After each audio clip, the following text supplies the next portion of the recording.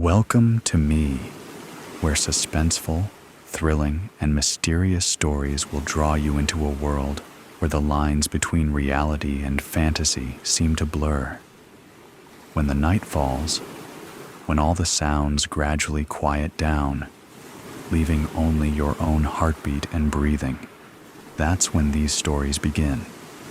Tensions, unsolved mysteries, moments that will make you hold your breath in fear or curiosity, all are waiting for you ahead. Find a comfortable seat, dim the lights, and let this sound guide you on a journey that is not for the faint of heart. I want each of you to leave a comment sharing where you are in the world.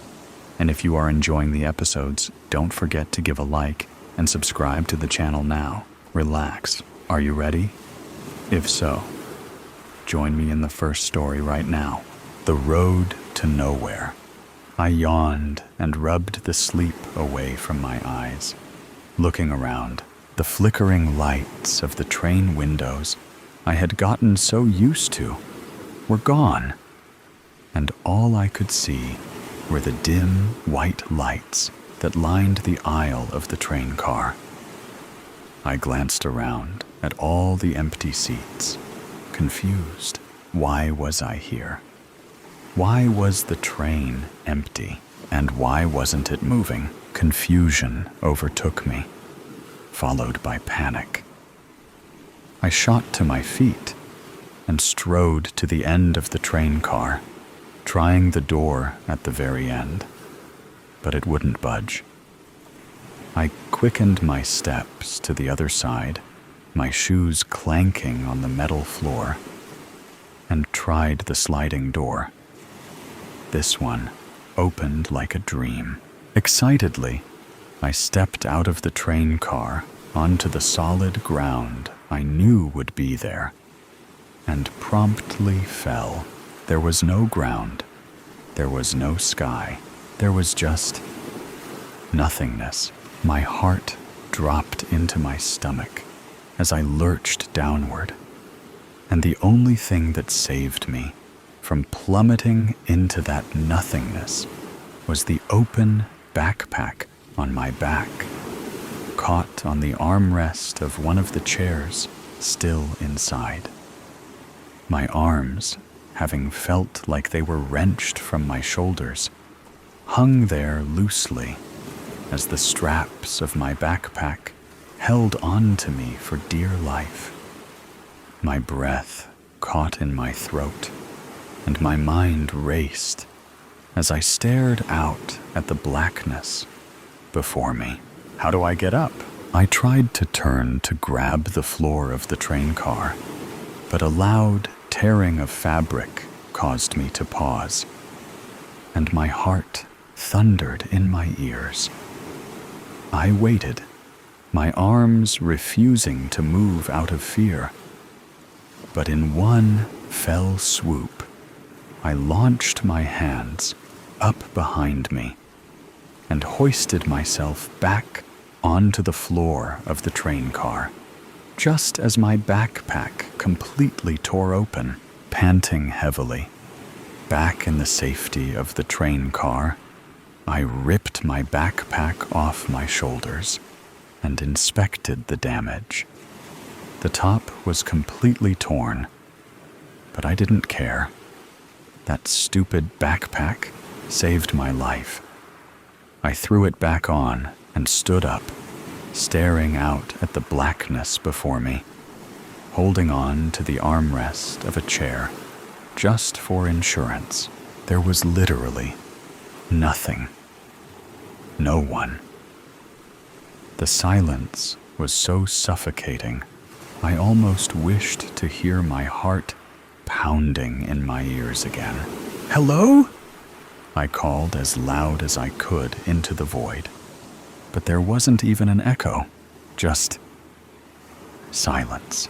Suddenly, as if compelled by some outside force, the train car lurched forward.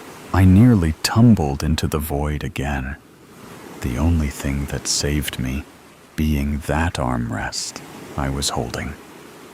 What was that? Who's doing that? I called, but once again, no answer. The train car chugged along slowly, almost at a snail's pace, but I figured that was better than nothing. I closed the sliding door, sick of my inability to stay firmly in the train, and walked carefully to a seat, plopping down into it. What was I doing before I got on the train? I didn't remember. Who was I? I didn't remember. It felt like I'd been created from air and dropped onto this God-forsaken train, surrounded by this God-forsaken nothing. I took the poor, shredded backpack off my shoulders again and searched through it this time, but all I found were some loose-leaf blank sheets of notebook paper. A student, maybe? If I was stupidly disorganized. I desperately tried to search my brain for any clues related to school. Maybe the name of a school I went to, the names of past teachers, the faces of fellow students and friends. I came up with nothing. No matter how much I tried to scour my memories, one unchangeable fact remained. I was stuck on a train car in the middle of the void, heading to nowhere. All I could do was wait. So that's what I did. I waited, and I waited, and waited. I kept myself occupied with my thoughts as I stared out the window, gazing into the darkness.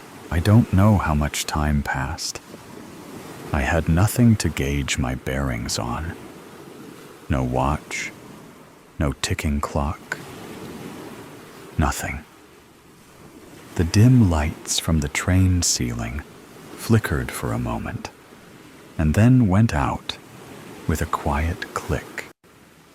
And at the same time, the train came to an abrupt halt. I looked away from the window and shot to my feet, wrenched away from my thoughts, and pressed myself against the train wall. I could barely see anything. The dim lights were the only light source in this never-ending blackness. "Hello?" I called out, but my voice broke in my nervousness. There was a small beep, like something about to be announced over an intercom.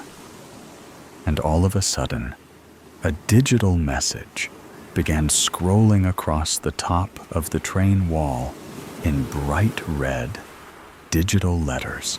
Suddenly, as if compelled by some outside force, the train car lurched forward. The train started moving again, abruptly, the force almost yanking me off my feet, and I steadied myself before looking back at the digital red letters. Who's doing this? Who is it? My frustration and stress exploded into my voice, and I stomped angrily away from the wall to stand in the center of the slow-moving train car, bathed by the weak red light of the letters. The digital message continued scrolling, and the letters would reveal a message that would make me rush towards the seats. The train started moving again abruptly, the force almost yanking me off my feet. I didn't catch the rest, desperate to get to a seat. The train did, in fact, start moving forward again. And it was only by the grace of God that I ended up grabbing the armrest of a seat to avoid flying to the floor. Angrily, I stormed to the end of the train and yanked open the sliding door, screaming into the void. "Are you messing with me? What are you trying to do? Why am I here?" I glanced back at the red letters on a whim and saw the following message. The silence was so suffocating. I almost wished to hear my heart pounding in my ears again. Nothing. Absolute silence. And the last thing I saw before tumbling out of the train and into the void were the small red letters forming the words, "There was no ground. There was no sky. Good luck." The above story ends, but the suspense and thrill have never stopped.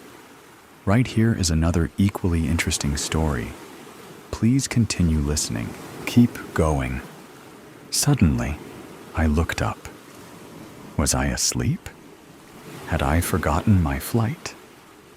Everyone around me seemed nervous, or so it seemed to me. I immediately reached for my robotic purse. It's always a good thing to carry on such a journey. Its fingerprint scanner still worked.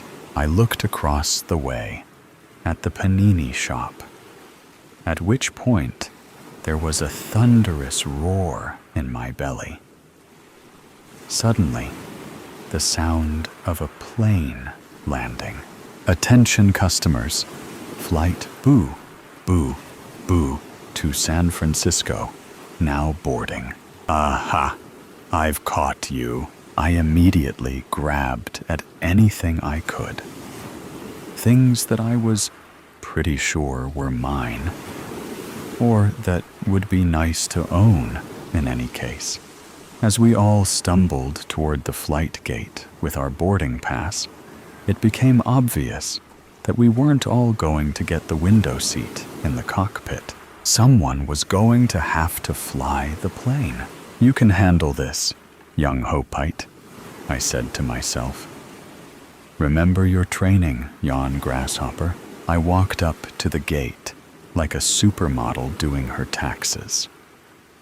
It wasn't easy being this funky. The airport attendant shot me a glance as I approached, then looked back down at his screens. "My eyes are up here. Buddy, may I help you, miss?" "Yes. Well, I would like to get on the plane." "Which plane?" "That one. The one at the end of the gate." "There is no other plane. Miss, you have to be specific.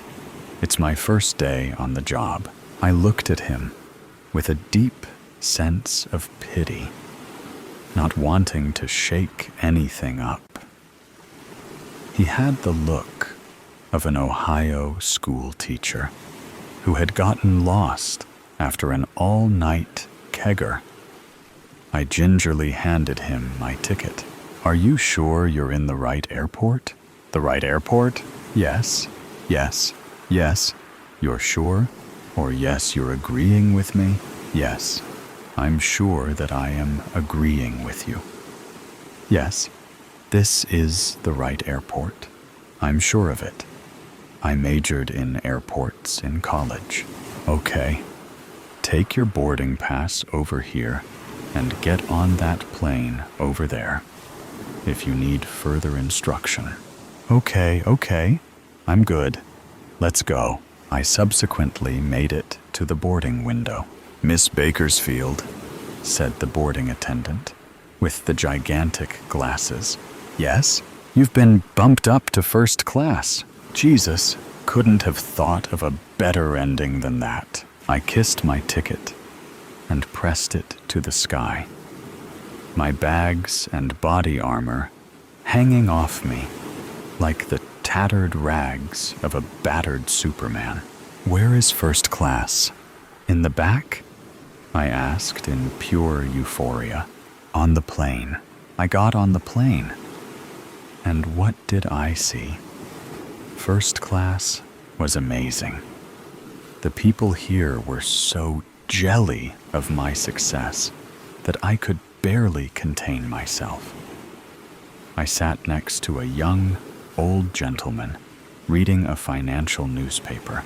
Soon enough, we went down the runway, and then we all collectively hopped into the air at once, hurling the 100-ton behemoth into space. As soon as we struck the atmosphere, I got chatty and looked to my left, only to find that the newspaper cemented to my compatriot's face had now been surgically removed. "Hello?" I said. "I'm Miss Bakersfield." "So they say." "So who says?" "I've got no time for questions. I'm a very busy man." "Busy doing what?" "Busy reading newspapers. You know that every time a newspaper is printed, a priest starves to death in Bangladesh? Is that in the Guinness Book? It should be. Where are you going?" "Who said I need to be going anywhere?" "You're the one who's going away. Forgive my impetuosity. We are both hurtling through space at the speed of light. I figured you would be going somewhere. It's all in the mind." "Yes, sir. I agree. It truly is in the mind." "Do you buy timeshares?" "Sorry, I don't. I was asking because I wanted to buy one for myself." "Really? That's interesting." "Yes. I made my first $1,000 selling timeshares in old Italy. And then Jesus was crucified." He let out an uproarious laugh that could not be mistaken for sarcasm, traveling at this speed. "So," I said, not having understood my place in the scheme of life. "Nurse," he said. "I'm not a nurse," said the flight attendant as she walked by. "What can I get for you?" "Could you bring me my hunting knife?" "Yes, right away." "Hunting knife?" I said. "Yes," he said. "I like to flick my knife when I get nervous." The flight attendant went toward the cockpit and then knocked on the door, using a secret knock that only people with knives understood. Suddenly, the door opened, and there stood the co-pilot. He spoke with her a while, and then handed her what looked, from a distance, to be a small child wrapped in leather. As she dragged it back to where we were, I almost expected it to start singing its ABCs, until she walked over to me, lugged it over my lap, and handed it to the man who never went anywhere. He sat there with the small, sharp, metallic toddler in his hand, flicking the edge of the blade. Each flicking was a bullet to my eardrum, but I didn't say anything. I just looked at him. Thank God my purse was robotic. Or was it really? The man who never went anywhere flicked his blade a few more times. "Have you ever bought a hotel?" "I'm allergic." "I didn't say that. I said, did you ever buy a hotel?" "Well, I am in first class." "Now that's a classy response. I like you. You seem to be so comfortable." "Well, first class does that to a lady." We flew for hours. The man who went nowhere continually flicked his blade, while I tried to figure out the lock on my robotic purse. As we flew, the sunlight of 1,000 dances went through the cockpit. We were free, nowhere to be found. "Timothy, sit down and shut up. Don't make me tell you again." "But Dad, I want to see how far I can jump." "Sit down." "But Dad..." "Not here. Not now. Don't do this to me, Tim." The father exhales sharply, pressing 2 fingers to his temple. 3 hours. That's all he's asking for. 3 quiet, uneventful hours from Perth to Adelaide. No screaming kids, no feet kicking his chair, no running up and down the aisles. More specifically, could the one causing havoc please not be his own? Timothy crosses his arms, sulking. Flying is boring. Why couldn't they go somewhere fun, like Hollywood or Africa? Why did it always have to be Adelaide? Grandma would pinch his cheeks, and Dad would sit around drinking port with Grandpa. Their house smelled funny, and now he couldn't even test how far he could jump on an airplane. He shifts in his seat, eyes scanning the rows of passengers ahead. The seatbelt light is off. Maybe if he's quick, the father sighs, pinching the bridge of his nose. Timothy, I swear to God. He turns to his son's seat. It's empty. A second passes. Another. The father blinks. The air feels suddenly thick. He turns his head slightly, expecting to see Timothy crouching in the aisle, giggling. Nothing. His gaze darts to the seats ahead, searching for the flash of a child's movement. His pulse quickens. Tim, no response. The father unbuckles his seatbelt, scanning the cabin. Timothy isn't anywhere in sight. He grips the armrest, forcing a breath through clenched teeth. It's fine. It's a game. He stands up. Timothy, a few heads turn. A flight attendant passing by pauses. Sir, my son, he says quickly. He's not in his seat. She glances at the empty spot beside him. Perhaps he went to the restroom?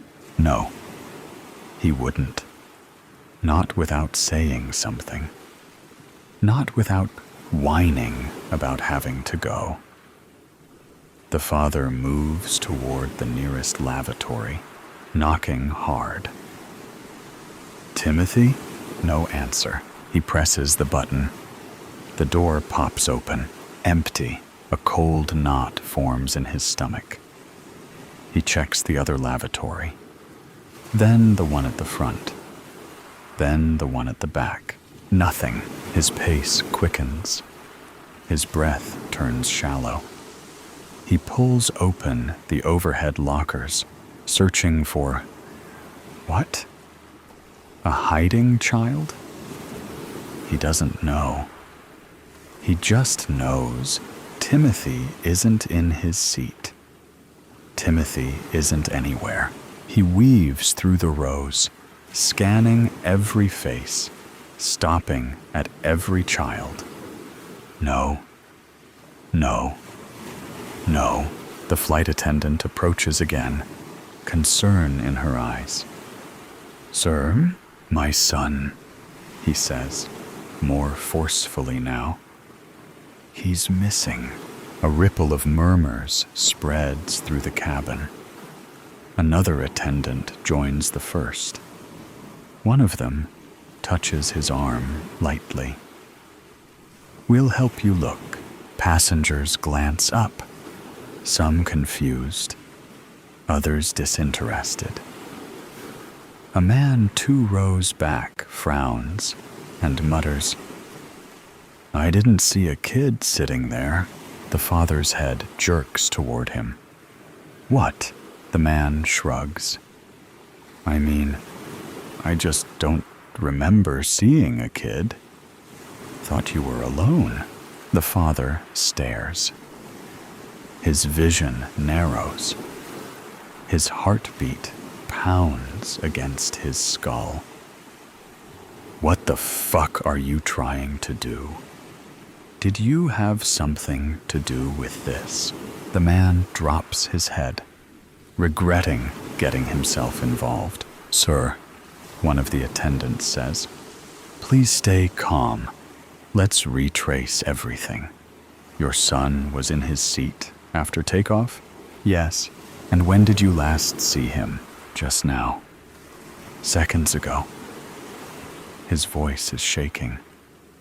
He doesn't care. "I was talking to him. I turned away for 1 second, and he swallows. He's gone." More passengers are watching now. Some look concerned. Some exchange glances. The father scans every face, searching for suspicion, guilt, anything. His breathing grows uneven. This isn't happening. Someone took him. Someone on this plane has his son. The attendants begin a quiet, methodical search. One asks passengers if they've seen a small boy. Most shake their heads. Some barely look up from their screens. The father doesn't wait. He moves faster, yanking back curtains, peering into crew areas, shoving open every unlocked door. The attendants murmur into radios. The plane feels smaller now, tighter. He searches again and again. Every seat, every row, every corner, nothing. His hands shake. His face is burning. He moves up the aisle, scanning the faces again. Who took him? A woman reaches out gently. "Sir, please." "Timothy!" the father shouts, voice cracking. Heads snap toward him. "Timothy, answer me!" Nothing. His pulse pounds in his ears. He stumbles down the aisle, knocking against armrests. "Tim." His voice is raw now, desperate. "Timothy, where are you?" He reaches the cockpit door, slams his fist against it. "My son is missing! Someone has my son!" The attendants pull him back, whispering reassurances that mean nothing. He shoves past them, back down the aisle.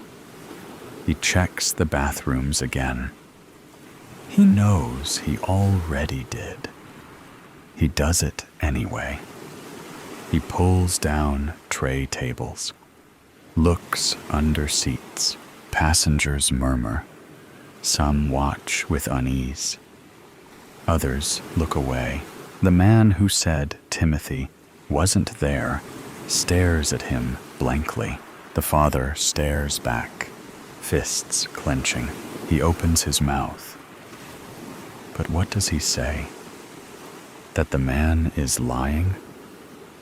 That his son was here, right here, and now he isn't? That his world is collapsing, and no one understands? "Sir?" an attendant says softly. "Please sit down." The father sways on his feet. His head is pounding. Then, a shift. A sensation.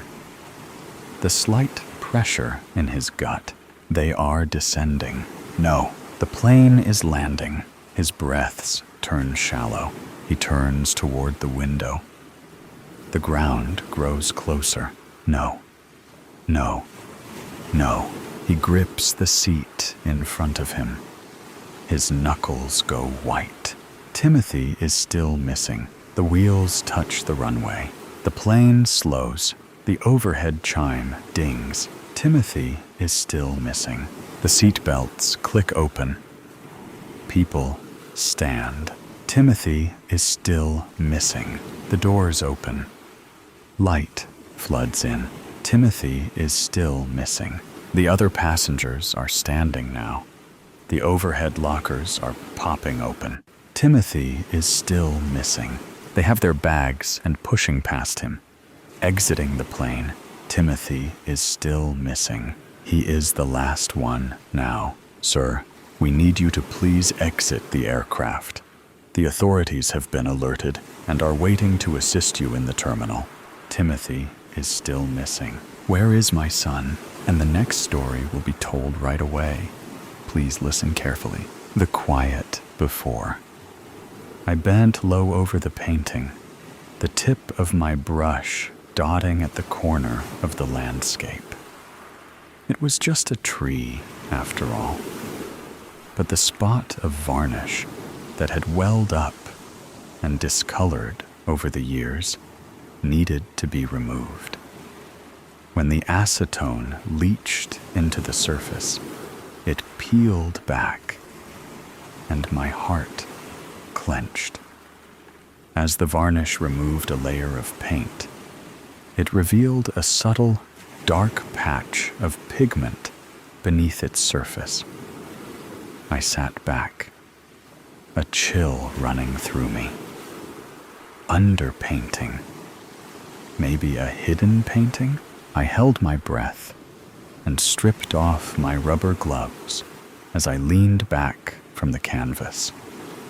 The visible image was a simple landscape, rolling hills and a few meandering roads, the colors muted by age and dust. The sky was a washed-out blue, and the trees on the horizon seemed too far off to be of much importance. It was nothing special, but that was never the point. What mattered now was finding out what lay beneath. I put on fresh gloves and lifted the painting with care. The canvas felt heavier than it should have, and I walked slowly over to the imaging lab. I positioned it carefully on the table, making sure that it was level, before placing the X-ray scanner above the canvas. The machine hummed to life, and I stepped back to the desk as the images slowly appeared on the screen. Beneath the visible landscape, buried under layers of thick, muddled paint, was a face. It was likely a woman, as I could see brush strokes of long hair curling around her face beneath the layers. The image was ghostly, faint, and slightly blurred, but unmistakable. A portrait. The faint outline of her features, her eyes staring somewhere just beyond the frame, sent a shiver through me. She was there, just beneath the surface. I didn't need to look at the X-ray again. I'd seen enough. I grabbed my phone and quickly searched for the artist's name. It was barely anything, just some obscure mentions in art journals, but something about it felt wrong. There had to be more. I spent the next few days buried in the archives. The museum had extensive access to resources on all sorts of artists, but the painting's creator remained elusive. There was nothing concrete about him, just scraps of details on a man who seemed as obscure in life as he was in death. The painting, this painting, felt like a living thing, pulling me deeper into its mystery, one layer at a time. The more I uncovered, the more I realized how much there was to discover. As I attempted to track down her creator, I peeled back the landscape layer by layer, revealing the portrait of a strange, haunting woman. Her pale face was framed by dark, flowing hair that reached her shoulders. Her gaze was distinct, distant, yet her features soft, as though she's looking at something or someone beyond my reach. There was a haunting grace, a quiet calm to her, but an unsettling depth in her eyes. The light in the portrait was soft and diffused, casting a faint glow on her skin and creating gentle shadows under her cheekbones, giving her face an almost ethereal quality. She sat as though she is regal, with a slender curve to her neck, though her pose was rigid and upright. Her gown looked heavy and richly textured, and almost blurred into the darker background.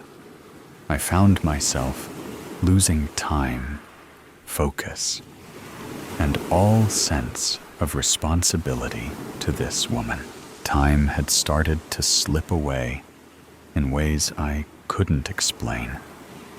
Days melted into one another, the world around me a blur as I spent more time with her. But no matter how much I uncovered, there was always a feeling that I was just scratching the surface. I pulled the stack of archived files towards me and sighed, taking another sip of the peach energy drink I'd come to rely on during these long stints of hunting down the elusive painter of the hidden woman. I'd discovered his name was Luigi Diovina. But beyond that, there were mere snippets of his life.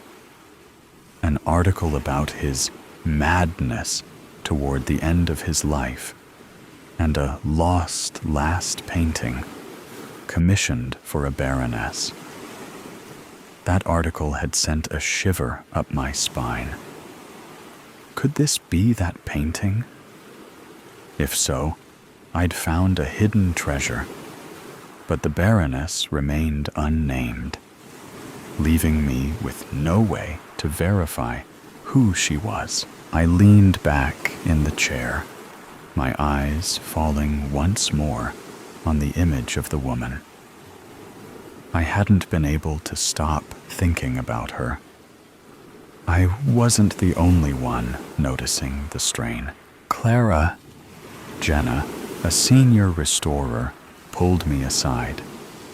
"You've got to get back to the other works. The other paintings are falling behind. Victor has been asking about the St. Catherine piece. The museum's losing patience." I nodded, though I couldn't shake my growing unease. "I'll catch up," I murmured, but even I didn't believe it. I couldn't focus on anything else. The painting, the Baroness had started to call her, had started to become the only thing I could focus on. Even when I tried, I found myself returning to the painting, as if it were calling to me. The woman's eyes seemed to follow me wherever I went.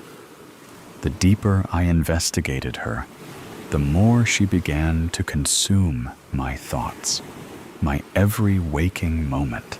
The article had come from a dusty file in the back of the local library, one that had been buried on microfiche and stuffed away in a back room somewhere. I'd had to bribe the front desk worker with a box of donuts and a large coffee, so she'd dig it out for me. But once I'd scrolled through 3 years' worth of articles on local auctions, I finally struck pay dirt. Haunted painting sells at auction. Deadly Baroness's portrait said to haunt Diavina's last known work, the headline read, giving much more detail than any other piece ever had. Though the Baroness was still unnamed, the full article mentioned the painter's dying days. Diavina's obsession with his final portrait left him a shadow of the man he once was. Those who knew him said he would often stand in front of the canvas, seemingly lost to time, as though the woman's eyes spoke to him. In his last weeks, it was rumored he painted over the face of the woman. This had to be the painting, but how had it ended up in our archives? Why had he painted over her face? The deeper I uncovered the painting, the more I believed that the woman, her secrets, were pulling me into a vortex of obsession, just as they had Diavina, Clara. My head jerked up, the soft brush in my hand. The Baroness's eyes were inches from mine, her creamy skin slowly being cleaned at my skillful hands. I blinked and sat back, gazing around the room for the source of my name. But no one was around. The office was strangely empty. I stretched my back, leaning slightly over the chair, and stood up to walk down the hall. Empty. And it was dark. Curious, I walked a few steps towards the archives room. "Clara!" I whipped around. No one was there, but the voice had come from my office. I rushed back in, but found only the Baroness staring at me. Why were her eyes fixed on me? Her gaze had moved. Her eyes seemed to be fixed on me, just as obsessed with me as I was with her. As I stepped around the stacks of files, my tools, and other paintings I'd neglected in favor of the Baroness, her eyes followed me around the room. I slowly sat down on the stool I'd left in front of her, sitting eye to eye with her. It was only us in the room, no one else. The next day, I gazed around Vincent's office as he sat in front of me. His arms were crossed over his chest, and the furrow in his brow only deepened as he watched me fidgeting. "Clara," he said, catching my attention. I glanced up quickly, my eyes locking on his face. "I understand that you're passionate about the restoration, but we're running a museum, not a one-woman project. You've been neglecting the other pieces for weeks now. You know how important the St. Catherine piece is. If it isn't ready by the next exhibition, I'll get to it," I said, cutting him off. I blinked rapidly. The St. Catherine piece was complex, but it was just a cleaning job, and since I didn't need to paint anything, I'd be able to finish it quickly. "Clara?" My eyes widened as the familiar, haunting voice called my name. "Do you realize how much time you've spent on this?" Vincent paused, his eyes narrowing as he searched for the right words. This obsession. Don't ignore me. I closed my eyes and pressed my fingers to my forehead. I forced myself to meet his gaze. I'll get it done. I just need a little more time. Vincent let out a frustrated sigh, his hands running through his hair. I need you to refocus. We can't afford this. Not with the exhibit coming up. Clara! My head snapped up, but it was just me and Vincent in the room. I glanced down, my heart pounding. His hands were strained, the same rusty red as the Baroness's dress, the splotches covering his fingers and seeping into his nail beds. Clara, Vincent said sternly, though his voice was also tinged with worry. You're letting everything else slip. He flicked through his computer and turned it to me, his stained fingers showing CCTV footage of the archives. And, is that me? I asked, gazing at the screen. Yes. You stood there for an hour like that, Clara. And this is at... His voice trailed off as he checked the timestamp.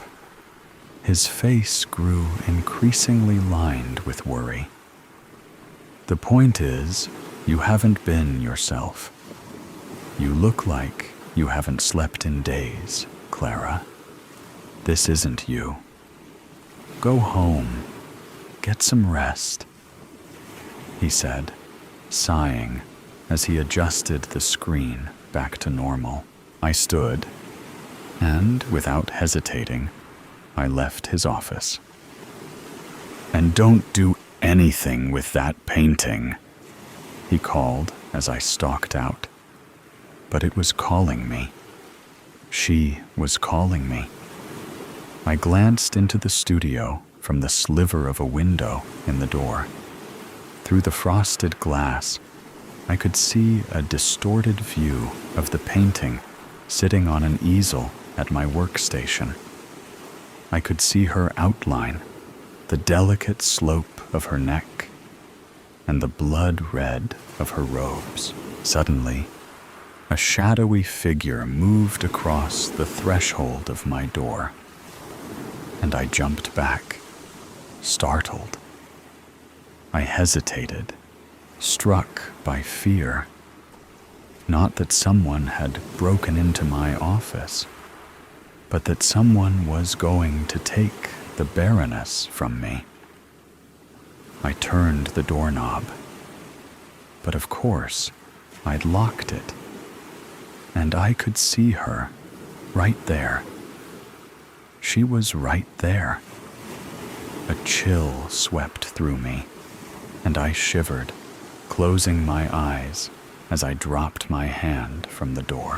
When I got home, I was a little shocked to see Ethan on the couch, anxiously texting people. You're home? I said, dropping my keys and messenger bag by the door and taking off my coat. He gazed up at me and tilted his head. You're home, he said worriedly. There was no warmth to his voice, as if he was put out with me. I furrowed my brow. Yeah, Vincent sent me home early, said I looked tired. What, early? It's 9 p.m., Clara, Ethan said, putting his phone down. I blinked and looked out the window, my stomach clenching. He stood up, moving over to me as he noted the look of confusion on my face. What's going on, Clara? He asked quietly. He reached out to rest his hand on the small of my back. but I pulled away, a feeling of overwhelming anxiety rolling through me. Nothing. I can't. I shook my head and then glanced up at him. I can't remember what I did. Vincent sent me home at 11? I said, my stomach twisting again. I leaned into the kitchen counter, holding it tightly. Ethan looked shocked, his lips parting to calculate the math. Okay, it's fine. We'll figure it out. You've just been stressed with the exhibition coming up, and all the work, he said, rubbing my back gently. I shook my head, reaching for my bag and rifling through it. My fingers crossed over something gold and metallic. I furrowed my brow and pulled out the ring of archive keys. It jingled in my hand, and I closed my eyes, shaking my head. Why do you... Ethan began, but I cut him off. I must have just shoved them in my bag. It's fine, I said, taking a deep breath. I put the keys gently back into my bag and took out my phone again, checking the time. It's late. I'm late. I came home late. I'm just tired, I said slowly, rationalizing things to myself. Okay, do you want to just call it a night? Get some rest? Maybe a shower? Ethan asked. I saw his nose crinkle from the corner of my eye. Did I stink? My jaw twitched as I bit my cheek. Yeah? I nodded, but couldn't help the feeling that Diavina's barrenness had something to do with the loss of time. I closed my eyes, and Ethan brushed my hair back from my face. Okay, I said, pulling away from him. He looked sad, but didn't move towards me as I stalked off to our bedroom, my phone held loosely in my fist. I stepped into the hallway leading to our bedroom, the light from the kitchen spilling across the dark-toned wood behind me. As I stepped towards the darkened bedroom, I felt adrift, and my head felt heavy. I stopped at the doorway and lifted my head.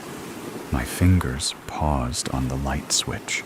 The room glowed with the dull orange light from the street lamp that streamed through the curtains.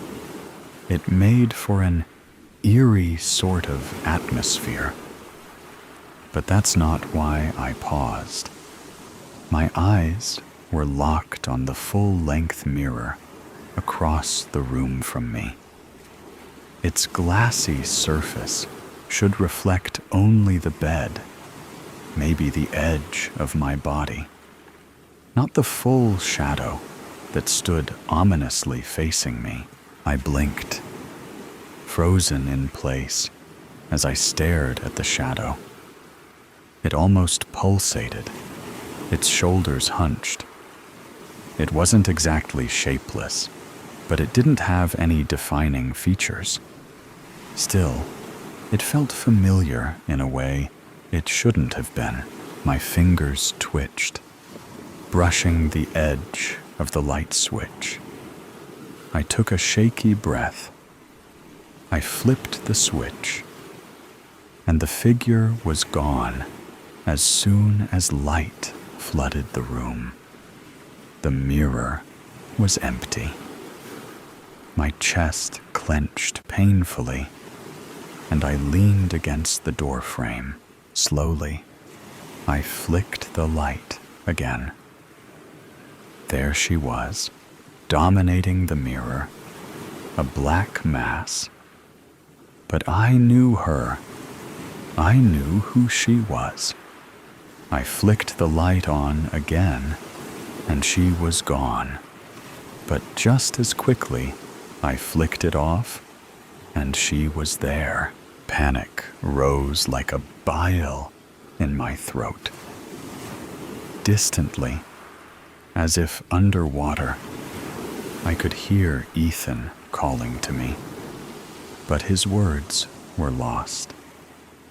Because the Baroness was calling me, her voice was rising in a screaming ring in my ears. I trembled with fear as I stepped towards the mirror, towards her. My mind fought my body as deep, panicky breaths burst from my chest. As I stepped up to the mirror, the shadow swelled and blossomed, the shrill screams rising to fever pitch in my ears. A hand wrapped around my shoulder, just as the mirror shattered. It's with great pleasure that we present the final restored work of Luciano Diovina, the Baroness. Its beauty belies its tragic past, and we are proud to display it as a memorial to our departed co-worker.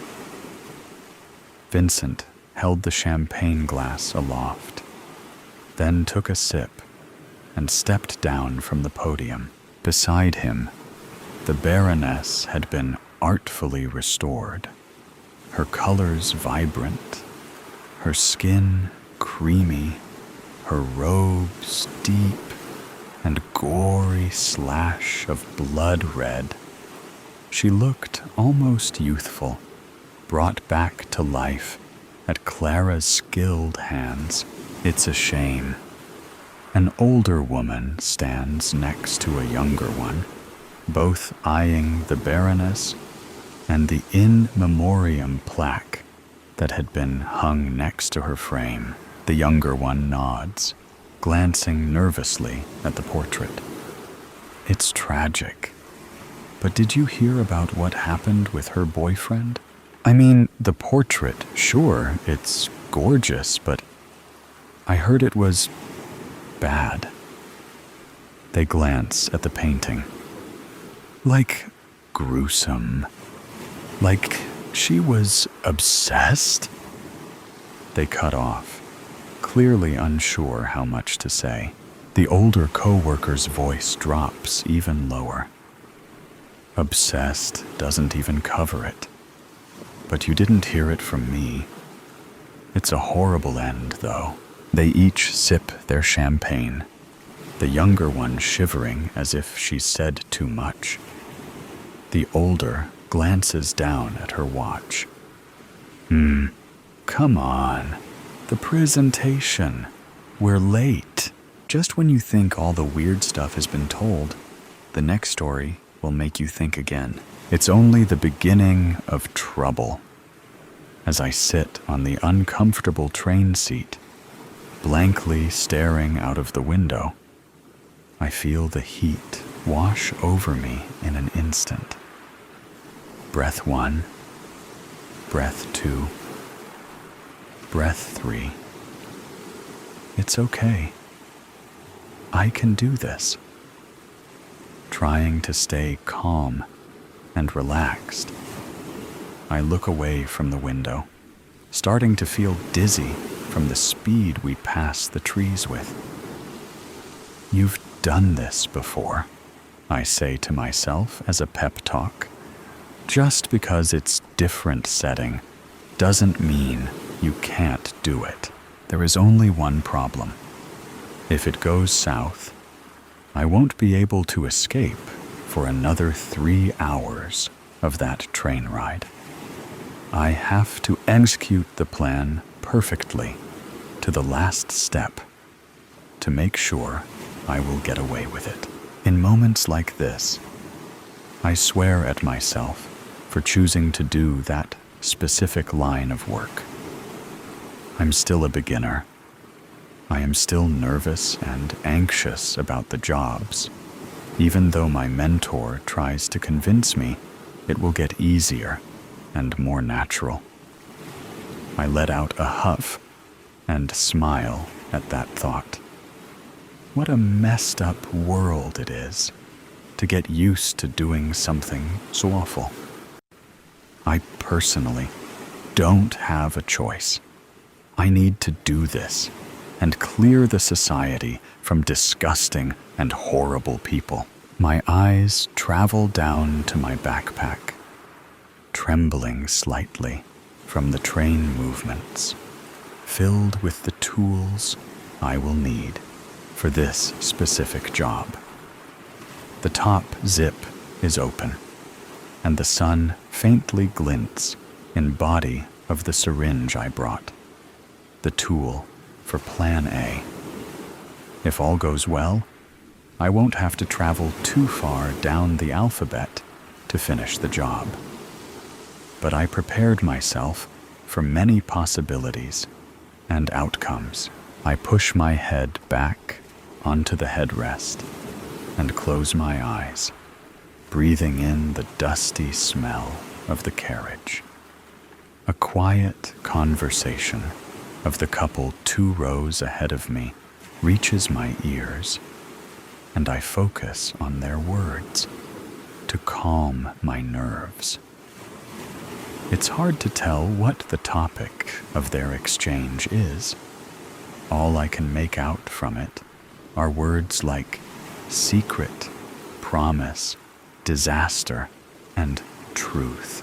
The nosy part of me wants to move closer and listen in, but the rational part of me rejects the idea, bringing my focus back to my assignment. I should not distract myself with anything until the job is done and I can get off the train. My phone buzzes in my pocket, and I take it out to see my mentor's name on the screen. Yes? I answer quietly, looking around for any other passengers that could be in the earshot. What's the update? His low and raspy voice sounds in my ear, and a shiver travels down my spine. I will approach the target in 8 minutes, I reply, and saying it out loud must activate some more anxiety in me, because my leg starts bouncing and fingers start fidgeting with the seam of my jeans. Keep me in the loop, he says, and hangs up. I take one last deep breath and stand up, grabbing my backpack and closing the zip. Here we go. Slowly, I make my way towards the front carriage. The first class one I don't have a ticket for. You have to be confident when walking past, but not too confident. It brings attention. Easy. I enter the carriage and quickly scan the faces I can see for my target. I notice him at the table the furthest away from me, so deeply interested in whatever he is typing on the laptop that I can sense it will be easy to execute my plan A. He has got gray hair with some black streaks still running through. The suit he is wearing looks expensive, perfectly tailored to his broad shoulders, but slim figure. He has got a clean shave, but the eyebrows he is furrowing are thick and badly unshaped. Luckily, he looks exactly like the picture I was given. The fact that he has a laptop on the table and a drink next to it is a slight inconvenience. I wouldn't want to damage his laptop in the first part of the process, as he may not be as forgiving for me to move to the second stage of the plan. My movements have to be even more careful now. I cannot afford to make a mistake here. I shuffle my backpack and tilt it to the right side, which is where the tables are. As I slowly make my way towards the end of the carriage, I intensely calculate the angle I have to use to not cause too much trouble. My target's laptop is by the window side of the table, as is he, still furiously typing on the keyboard. His wine glass is placed to his right, almost at the edge of the table, which means my best move is to knock it away from him and his laptop. I swallow hard, take another deep breath, and head to the door that lead to the next carriage. As I am about to open it, I turn to my right and push his glass off the table. Oh my goodness, I am so incredibly sorry, sir, I say nervously, trying to keep my voice slightly higher pitched than my natural one, and I take some tissues out of the side pocket of my backpack. He swears and closes his laptop. How the hell can you be so clumsy? He's angry. I can hear it in his voice. It must have been a nice glass of wine. But then he looks at me, the low cleavage of my blouse, the long and wavy brown hair barely covering anything, and he smiles. The frustration from his face is gone. Sir, please, I will buy you a new drink, I promise. I mumble, still pretending to be stressed over this situation. Ah, darling, please don't worry. It's just a liquid. When I'm done wiping off the seat opposite him, I throw the tissues in the bin and head for the bar, leaving my backpack innocently on the seat by the window. As I walk away, I make sure to swing my hips with the movement to attract more of his attention. With the wine replacement in my hand, I walk back to the table and smile innocently at my target. He smiles back at me, probably thinking he got lucky I came across him. I know what he does when no one is looking, to what atrocities he lowers himself when he is not pretending to be a highly respected businessman. And I also know that my silly outfit and clumsiness made him incredibly happy. Wipe this smile off your face, you monster. You have no idea what's coming. I sit on the bench I just wiped off and push my backpack under the table, right by my legs. My name is Cassie, I say, and gently bat my eyelashes at him. I hope I didn't spill any wine on your gorgeous suit or very expensive-looking laptop. I chuckle nervously, waiting for his reaction. Well, Cassie, I think you just got lucky. Nothing seems to be damaged. I look at the table behind the laptop. Actually, there may be a little left here. Please, let me... I lean to my backpack under the pretense to get the tissues, and with them, I take out the syringe and place it on my lap. After wiping the invisible stain off the table, I smile at my target again. Thank you for being so understanding. Of course. Before he says anything else, I stab his thigh with my unassuming weapon, and his eyes open wide. "What did you just do?" "Shh," I say in my normal voice, and watch him slowly drift away. "Have a nap, sir." The above story has ended. Let's listen to the next story. Rambling Rose. "I'm late!" Life always passes over me. "I'm late" is just another phrase for situation normal. Absolutely fluffed up. Did you put in your application, Rosie? An unnecessary question, probably motivated by a sense of duty. I give my usual frown and grimace, a sigh, an "I don't care, but will try to appear concerned" look. The office crew is sniffing each other out.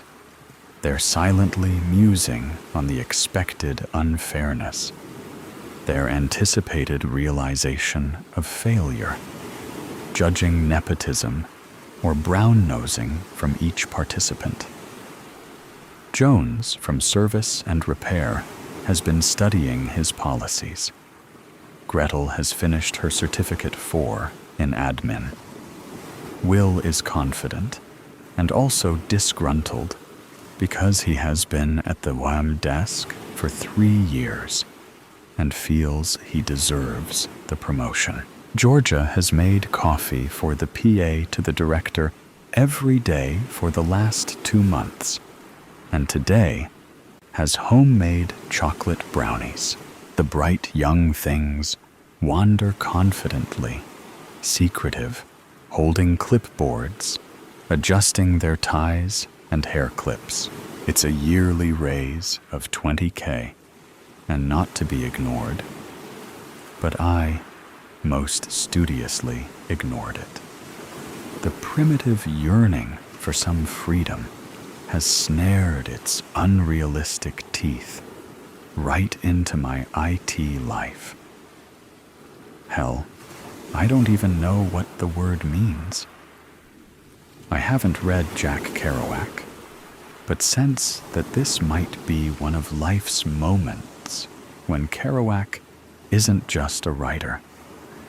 Kerouac is where I want to be.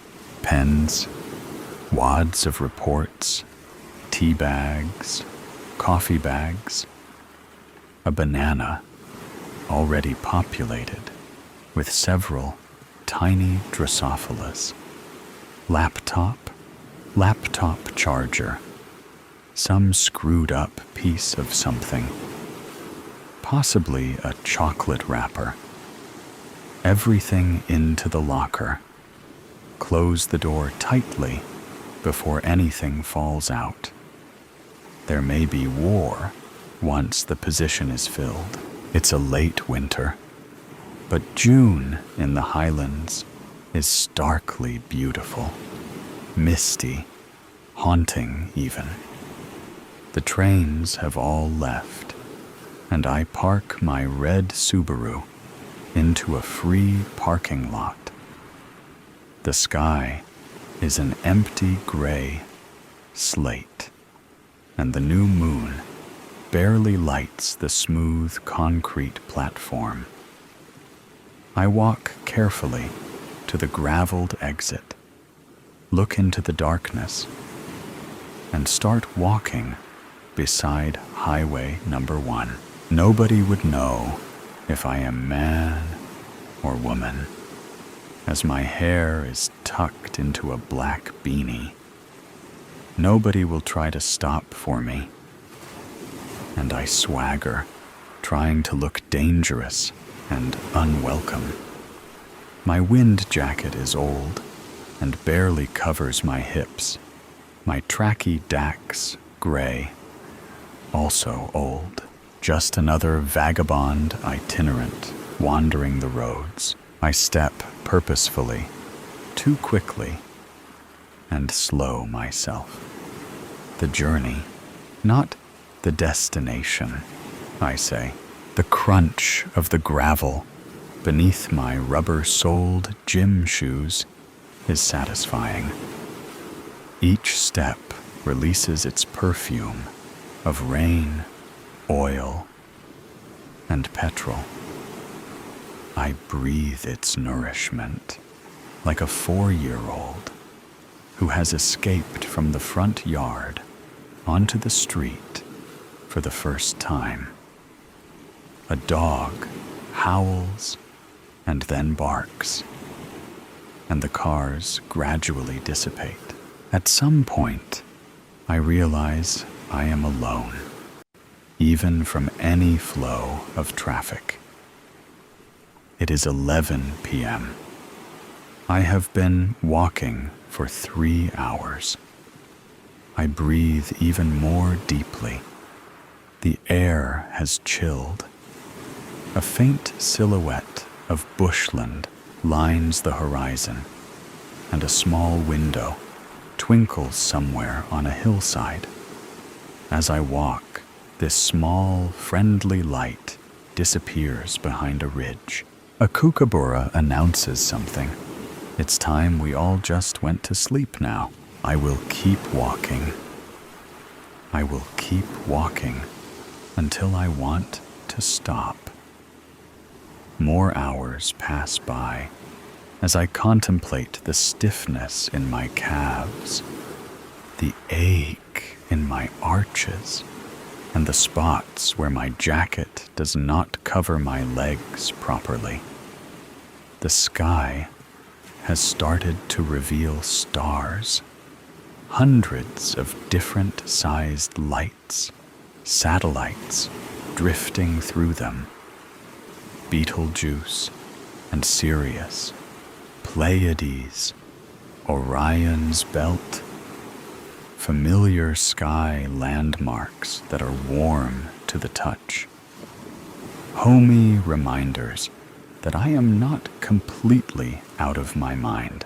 Excitement suddenly makes me look up and revel in the starry expanse. Some loose barbed wire behind a ditch at the side of the road looks promising, and I duck through it. I am starting to feel tired. An irrigation ditch with straight sides has been carved into the bare landscape, its straight sides starkly incongruent with the rocky outcrops and overgrazed land. A breeze has started up, and snow must have fallen in the mountains as the wind is cold. I lie carefully in the ditch, careful not to wet my shoes, marveling at the convenience of a raised bed, however hard. Staring into the skies, I think, this is where I should have an epiphany. But what will it be? I am a traveler, a nomad, a gypsy on the road. This is where enlightenment and realization comes from. The cold is biting deep, and I cover spots alternatively when the pain gets too much. First my knees, then my torso, but never everything all at once. Looking imploringly into the stars, I let all sense of self leave me, my mind floating into that vast canopy. The cold makes me feel a bit sorry for myself, and I feel not just alone, but lonely. I think I slept, my icy dreams interspersed with awkward rearranging of the useless wind jacket. The romance of my zero-gravity bed, just a cold, hard slant with pointy pebbles pressing into my back and hips, a crackle of nearby dried grass, the swoosh of saltbush being brushed past, a movement so close that I lose my breath in terror. I jolted awake. Was this near where those hitchhikers had disappeared? What if there was a man with a hatchet studying me, waiting for me, a gun, an intent to harm me? My heart was in my ears, and I breathed noiselessly, trying to stop breathing so fast. I sink into the hard clay. Just another boulder. Nobody here. After a half hour of immobile silence, it seemed that the killer would have moved by now. But I slowly lifted my chin to survey what was behind me, above the ditch, expecting any moment my life could be taken from me. A snort in my ear, and a scuffle from all around where my head lay. A dozen sheep were startled from where they had been staring at me. They stood back, gazing at the intruder, and slowly backed off. I was safe.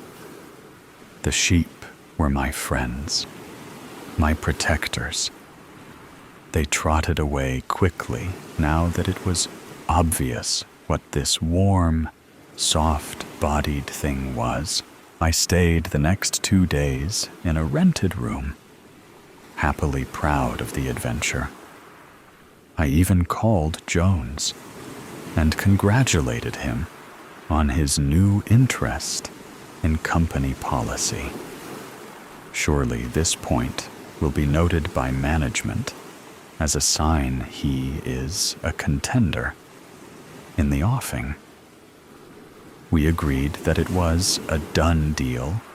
Georgia's coffee making was obsequiously good, and she was probably sleeping with the director anyway. I comforted Gretel and said she was far prettier than Georgia and had ethics, which Georgia patently did not. I put my hand on Will's shoulder and smiled. He'd get there soon, and was deserving. I might even explain my journey to Jones one day, but thought the better of it. I don't think he would understand. I barely could make sense of it myself. The next story will begin now. The Seeds of Dominion. 1. I always knew the world was constructed on lies. Not minor falsehoods or innocent misunderstandings, but carefully cultivated fabrications designed to shape reality. From my earliest memories, even before my parents disappeared, I sensed that truth was not something freely given. It was deliberately hidden, erased, and rewritten. My parents were among the first to resist. They stood against the Dominion when resistance still felt possible, believing knowledge was a right worth risking everything to protect. They vanished when I was 6, quietly removed by the regime, their identities reduced to whispers and fading memories. Ronan and Elise Marek, old friends of my parents and former resistance fighters themselves, took me in. They taught me how to navigate the unseen currents beneath the surface, how to decode the hidden language of control the Dominion embedded in every broadcast and headline. They showed me the creeping corporate feudalism that had slowly replaced democracy as powerful corporations silently took ownership of entire districts, deciding who prospered and who disappeared. By 16, I was adept at uncovering secrets. I immersed myself in encrypted data streams and forgotten archives. Ronan and Elise warned me. Knowing too much was dangerous, but ignorance was deadly. The Dominion thrived because people feared the truth. They accepted convenience over freedom. My decision to become a journalist was calculated. It allowed me to move unnoticed, to gather information without drawing suspicion. Yet, deep down, I knew this was more than a career. It was a weapon against tyranny. Truth was powerful, but proof was lethal, too. You ever feel like you're chasing ghosts, Joran? I glanced up from my tablet, where Dominion data feeds ran endlessly, searching for cracks in their carefully constructed narratives. Devin Rains, my closest friend since our academy days, watched me from across the cafe table, worry shadowing his face. We chase ghosts because they're the only thing the Dominion fears, I replied evenly. Devin's discomfort was palpable, a subtle anxiety coloring every gesture. Recently, he'd changed. He'd grown cautious, hesitant. The war's been over for years, Devin said softly. Maybe they won because no one noticed until it was too late. Now, all we're doing is marking ourselves as targets. His words unsettled me, not for their truth, but because they were spoken from fear. Devin's courage had once matched mine, his idealism unwavering. Something had shifted. What's changed, Devin? I leaned forward, lowering my voice instinctively. Surveillance was everywhere, hidden in plain sight. He hesitated, eyes flicking nervously to the security camera mounted near the ceiling. There's a new list, he whispered. It's not for criminals or dissidents. It's for people who question too much. It's called the Inquiry List. I understood immediately. A blacklist was straightforward. Immediate punishment or exile. The Inquiry List was something darker, insidious. It marked you for isolation, slow erosion, and eventual disappearance. You're on it, I stated flatly, watching him closely. He nodded slowly. We both are. A silent understanding passed between us. Devin was frightened, and fear made people dangerous. Still, I wasn't about to stop. Not now, when the stakes had finally become clear. 3. Devin disappeared within days. His presence simply ceased. No messages, no records, no traces. Just silence. I pursued answers with relentless determination, hacking into secured archives, whispering in underground circles, piecing together fragments of his fate. Each revelation deepened my dread. The Dominion protocol wasn't coming. It had arrived. Our world was now governed by rigid conformity, loyalty, measured in unquestioning obedience. Citizens weren't people.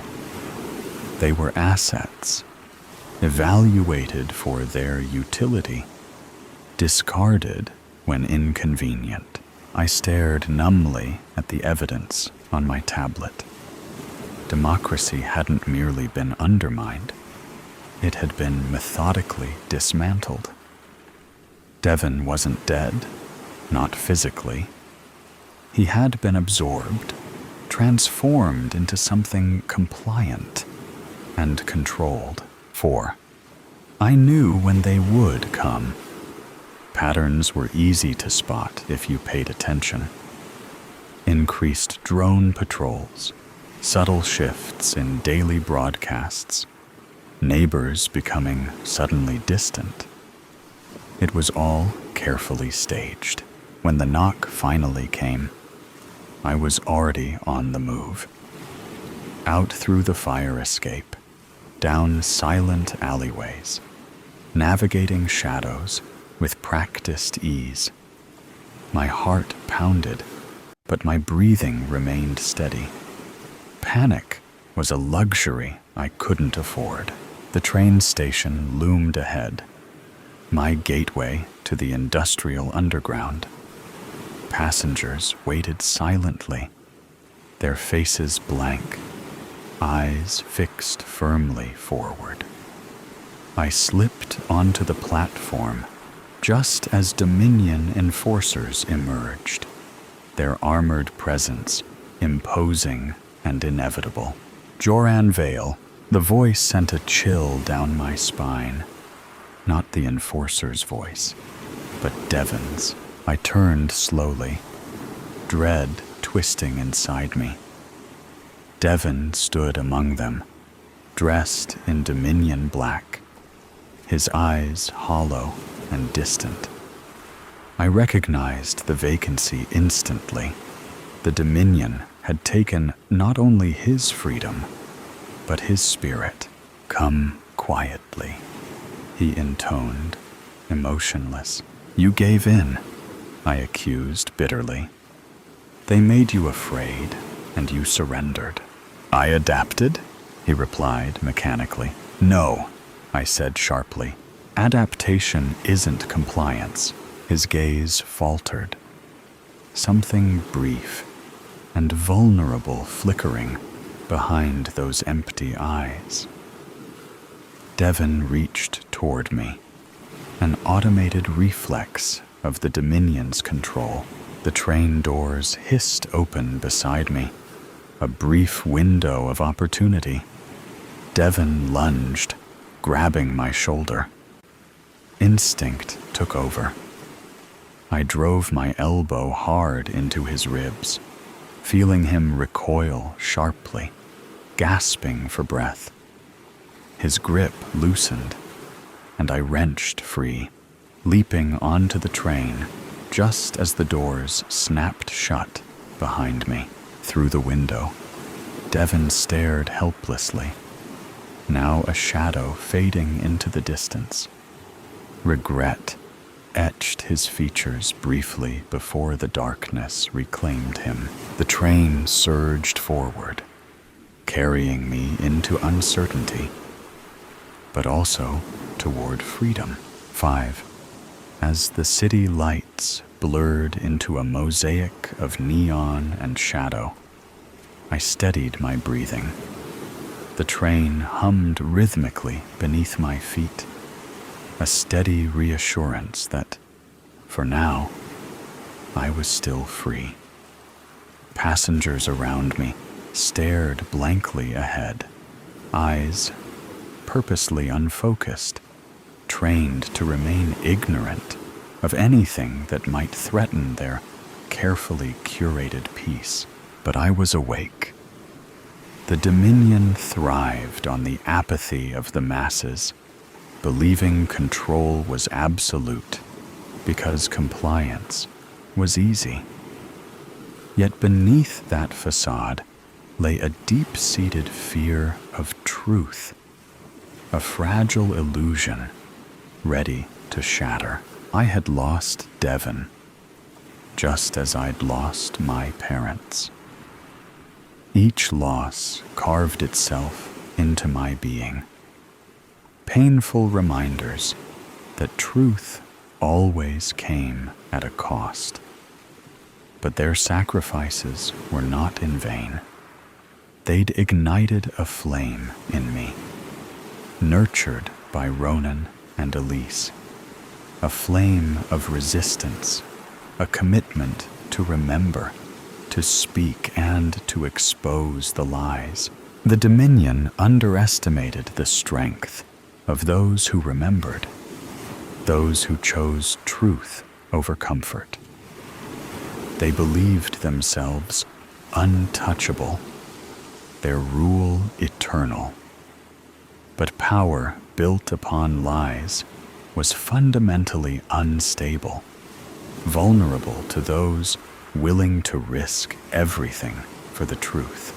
As the train raced deeper into the industrial outskirts, darkness settled around me, punctuated only by flickering lights and distant shadows. I pressed my forehead gently against the cold window, eyes scanning the landscape rushing past. Factories loomed on the horizon, silent giants standing guard over secrets yet undiscovered. My heart steadied, determination hardening like tempered steel. They might hunt me, silence me, or erase my name from history, but they couldn't erase the truth. Not while people like me still breathed. The Dominion hadn't won, not yet. On a parallel track, unnoticed, another train moved quietly through the shadows. Inside, illuminated by the pale glow of a screen, a figure stared intently at my image, captured by surveillance cameras. Eyes narrowed thoughtfully, studying every detail of my escape, every gesture, every defiance. From the tinted window of his train car, Devon watched the darkness unfold, shadows reflecting in his eyes no longer hollow, but haunted by the flicker of something forgotten. He whispered softly to himself, a truth long buried, but impossible to erase. The truth is not, we think it's over, but in fact, it's just begun. The next story will thrill you in a completely different way. High-speed train. Congressman David Chen found himself where he never guessed he'd be. The dining car on the express. A high-speed train humming through the Hungarian countryside. A patchwork of browns and gray dirty snow flashed by. Abandoned Soviet-era factories passed surreal in skeletal frames, riddled with broken windows and crumbling walls. David's head pounded. Nausea caused him to sweat. He hated trains, but loved his wife.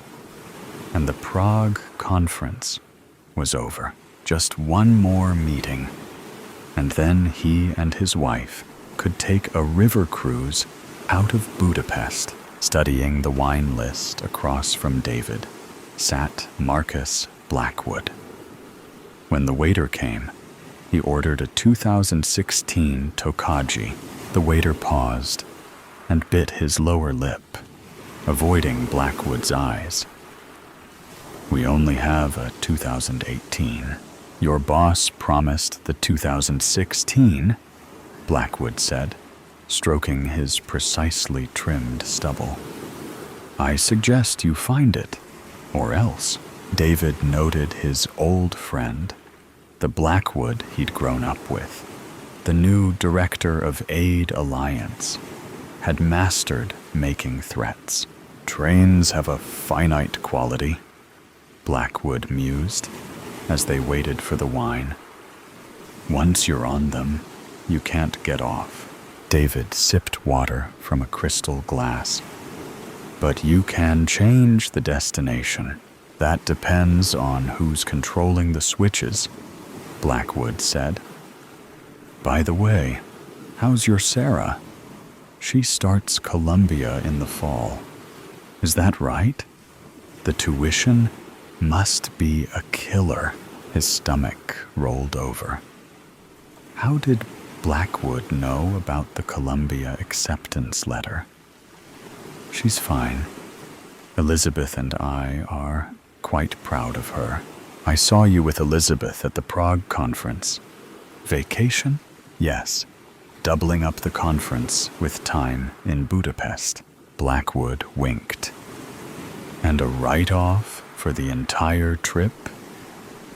Blackwood tossed his right hand. I was thinking about how we've known each other since the early days. Hell, I was at your wedding. We're warriors, you and I. Into the breach and all that. Well, this warrior is getting tired of the congressional grind. I'm thinking of not running next term. Call it quits.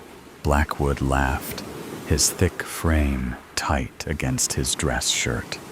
Say it ain't so. No, I would quit. But there's more I want to do. A few years, maybe. Then on to the speaker circuit. Or maybe a pack. The waiter returned with a 2016. We're in luck, Mr. Blackwood. He opened the wine, offered a taste, then served them both. He carefully placed the bottle on the immaculate white tablecloth. About your upcoming committee vote, Blackwood said. Aid distribution, of course, is of paramount importance. But with our audit showing only 30 cents on the dollar reaching recipients, there's some pushback we're fighting against. I've reviewed the proposal, David said. $8 billion might take some time to get through committee. Blackwood adjusted his broad shoulders and smiled, but it didn't reach his eyes. We need to think about this from the 30,000-foot view, he said. After all, think of the optics. We're supporting democracy, fighting corruption, and aiding fledgling governments who need the world's help. The waiter refilled their wine glasses while the two men looked on. When he left, Blackwood gulped his wine, leaned into the table, and reached out to adjust David's tie. Our organization believes there's a benefit to a network of partners. We need expertise to walk us through a complex banking system, the regulatory environment. Would you consider getting involved? A non-profit, hip deep in money laundering, David thought. Excessive compensation, shell companies. A big plunge for a guy who doesn't fudge on taxes. Never has. Never will. I'm a congressman. I can't touch this. You know that, David said. No.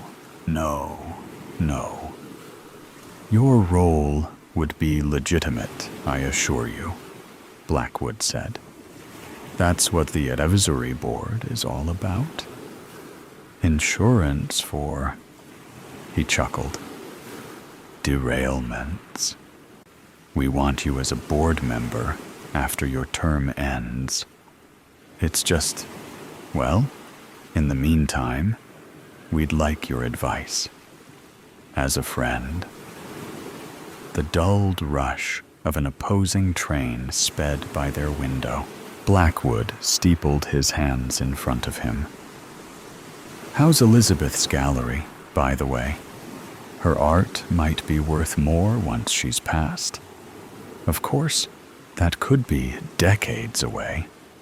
We certainly don't want any harm to come to her, do we? Blackwood looked down and cut another piece of his steak. David's fork froze on the way to his mouth. He felt anger ripping his insides at the veiled threat against his wife. After slowly setting his fork down, he picked up his wine glass. His hand shook as he gripped the glass, but he gripped harder, and then harder still. The train entered a tunnel. David lost his concentration, diverted by the sudden brightness of the two men's reflection in the window. He stared at the image, but the man in the reflection who looked like him didn't stare back, but shattered the glass with his hand. David stared, transfixed. His reflection picked up a shard with his bleeding hand and wrapped the pointed glass with his cloth napkin. He then reached across the table and slashed Blackwood's throat. Blood splattered on the table as the reflection of Blackwood collapsed. The reflection blanked out as the train shot from the tunnel exit, the horn howling into the twilight. David stared at the wine glass in his hand. Blackwood was no longer across from him.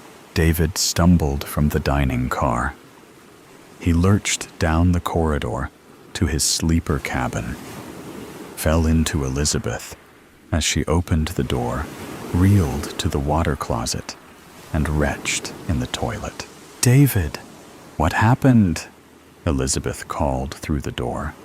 "My God!" The train approached the outskirts of the city, high rises ahead, pinned to the night sky, the lights in the windows staring down. Soon the train squealed into the station. Elizabeth gripped her husband's arm as they walked to the taxi stand, her eyes riveted on his face. "David? Darling? Are you okay? What happened?" "It's nothing," he said. She held him closer. "Are you feeling better? Talk to me. Did you forget anything?" David steadied himself against his wife. "No, I haven't left anything." As they walked to the taxi stand, he felt in his gut that Blackwood was gone. He realized he'd left him on the train. Some things you can never explain, he thought. But then he felt oddly privileged. He smiled, and even the grime of Budapest tasted a little cleaner. Fate, or science, or the devil himself had stepped in. But not God, he thought. No, this wasn't God. It was another presence who didn't like the alliance, weighing the direction of his daughter's future, his wife's safety, or the price for his looking the other way. "Your hand's bleeding," Elizabeth said. "It looks like a piece of glass." The above story ends, but never stops. Here is another story that will not disappoint you. The trip of a lifetime. "The trees are so much bigger out here," I said, as I looked out the passenger side car window. We were driving from the airport in the cab we just got. The lady driving was rude. She barely even looked at us. But we're out of there, and officially on vacation. The flight was long. I tried to sleep, but the man next to me was a talker. "I'm too nice," my girlfriend says, "but that's what keeps the world a better place." Besides, the man kept buying me drinks, which is why I'm looking out the window. I might hurl, "And greener. This place is beautiful," says Kenny. We're finally in the Pacific Northwest. Our bags are packed, and we're headed to Mat Hood. We have a week out here, and 4 days spent in the mountains. Kenny has family out here, So we're staying with his aunt the first night, and then we're off to breathe that crisp forest air. We made it to his aunt's house. She was so warm and welcoming. I felt right at home. After a nice meal of homemade beef stew and a shower, I was ready for bed. I bid them good night, and off I went, fast asleep in no time. I woke up in a panic. The room unfamiliar. Where am I? I thought, as my senses start to adjust. There's a soft buzzing coming from the fluorescent lights above me. My arms and legs are secured to this hospital bed, it seems. But this doesn't feel like a hospital. It's too cold. I try to move my head, but that's secured too. Hello? I call, but no answer. Hello. Again silence. Suddenly a man is standing above me. He covers my mouth as I go to scream once more. Shut up! They'll know you're awake. And then they'll make you forget. You mustn't forget. It's not safe. Run! Something pokes me, and I'm out again. I awake in bed, extremely well rested. It's 6:00 a.m. What a crazy dream, I thought, as I smelt the coffee. I jump out of bed and run to the kitchen, where Kenny's Aunt Gloria is standing in her long silk lavender-colored nightgown and matching slippers. She seems so frail, yet strong and intimidating at the same time. A soft smile forms as she bids me good morning. Ken's not up yet, but you're more than welcome to join me for some bean water, she says with a chuckle. I follow her outside to the patio. The air is fresh and moist, the coffee warm and delicious. You can see the sun glisten off the morning dew as the birds sing their welcome to the day. It sure is nice of you to let us stay here, I say. Kenny and I have been planning this trip for a while now, and I'm so excited it's finally happening. You two boys, be careful out there. I hear stories all the time about hikers going missing in those woods. These aren't like the mountains you have on the East Coast. These are real mountains, inhabited by really big creatures. I'm sure you've heard of Bigfoot. She says. I chuckle. Ha, Bigfoot, please. He's just a myth. If Bigfoot is real, then I hope I see him. He'll take a photo and become rich.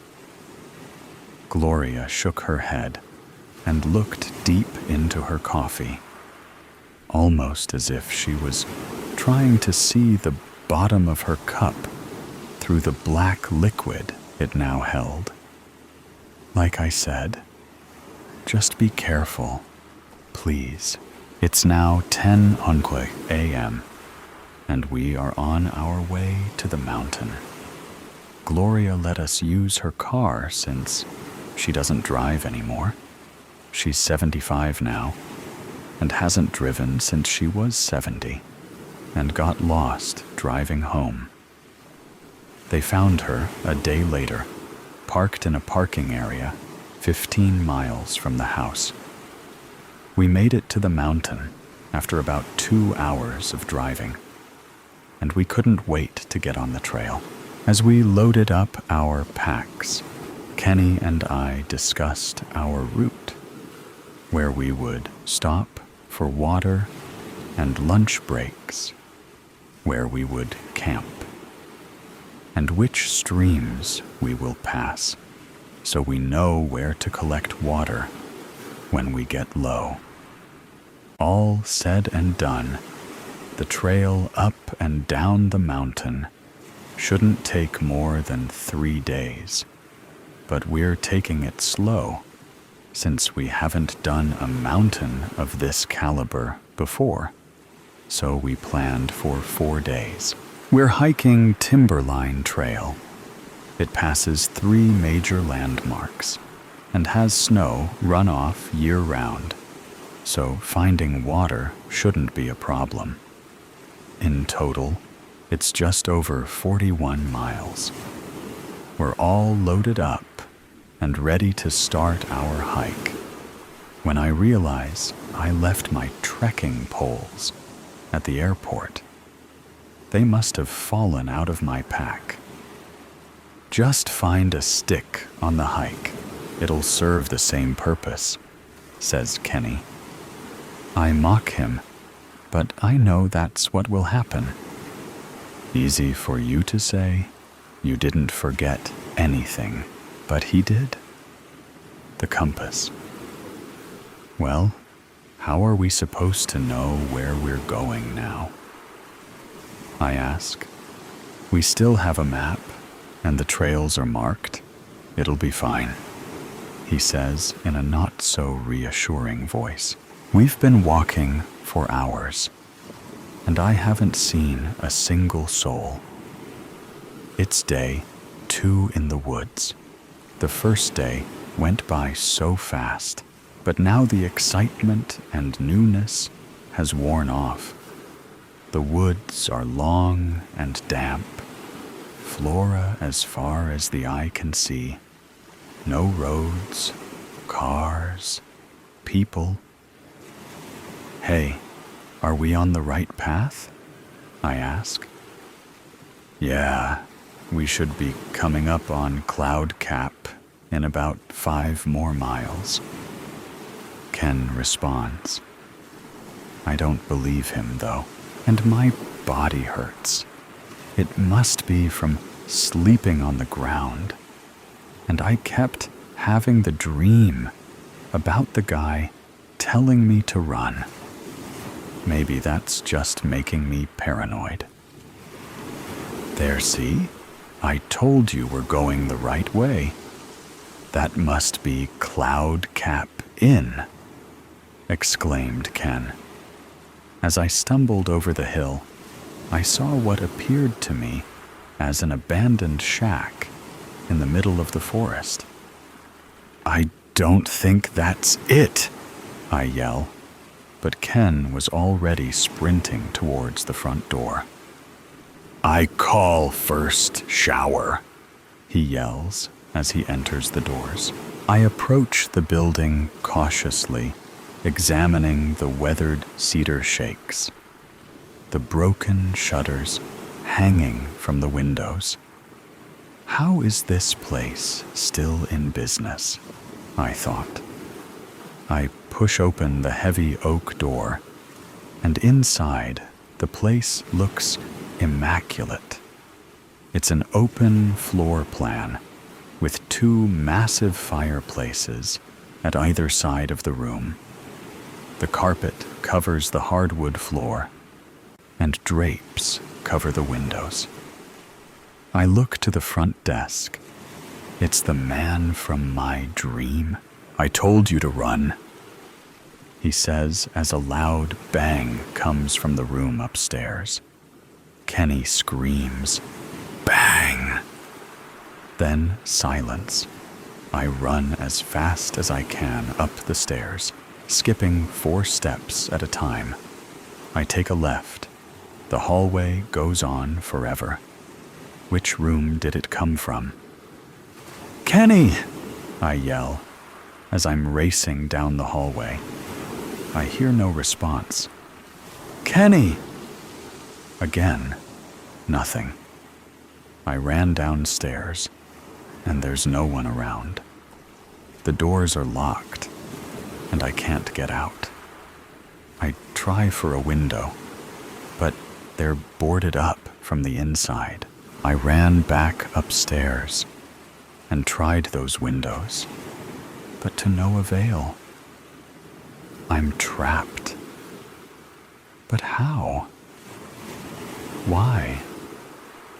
Just as I ask this, I hear a noise coming from the stairs.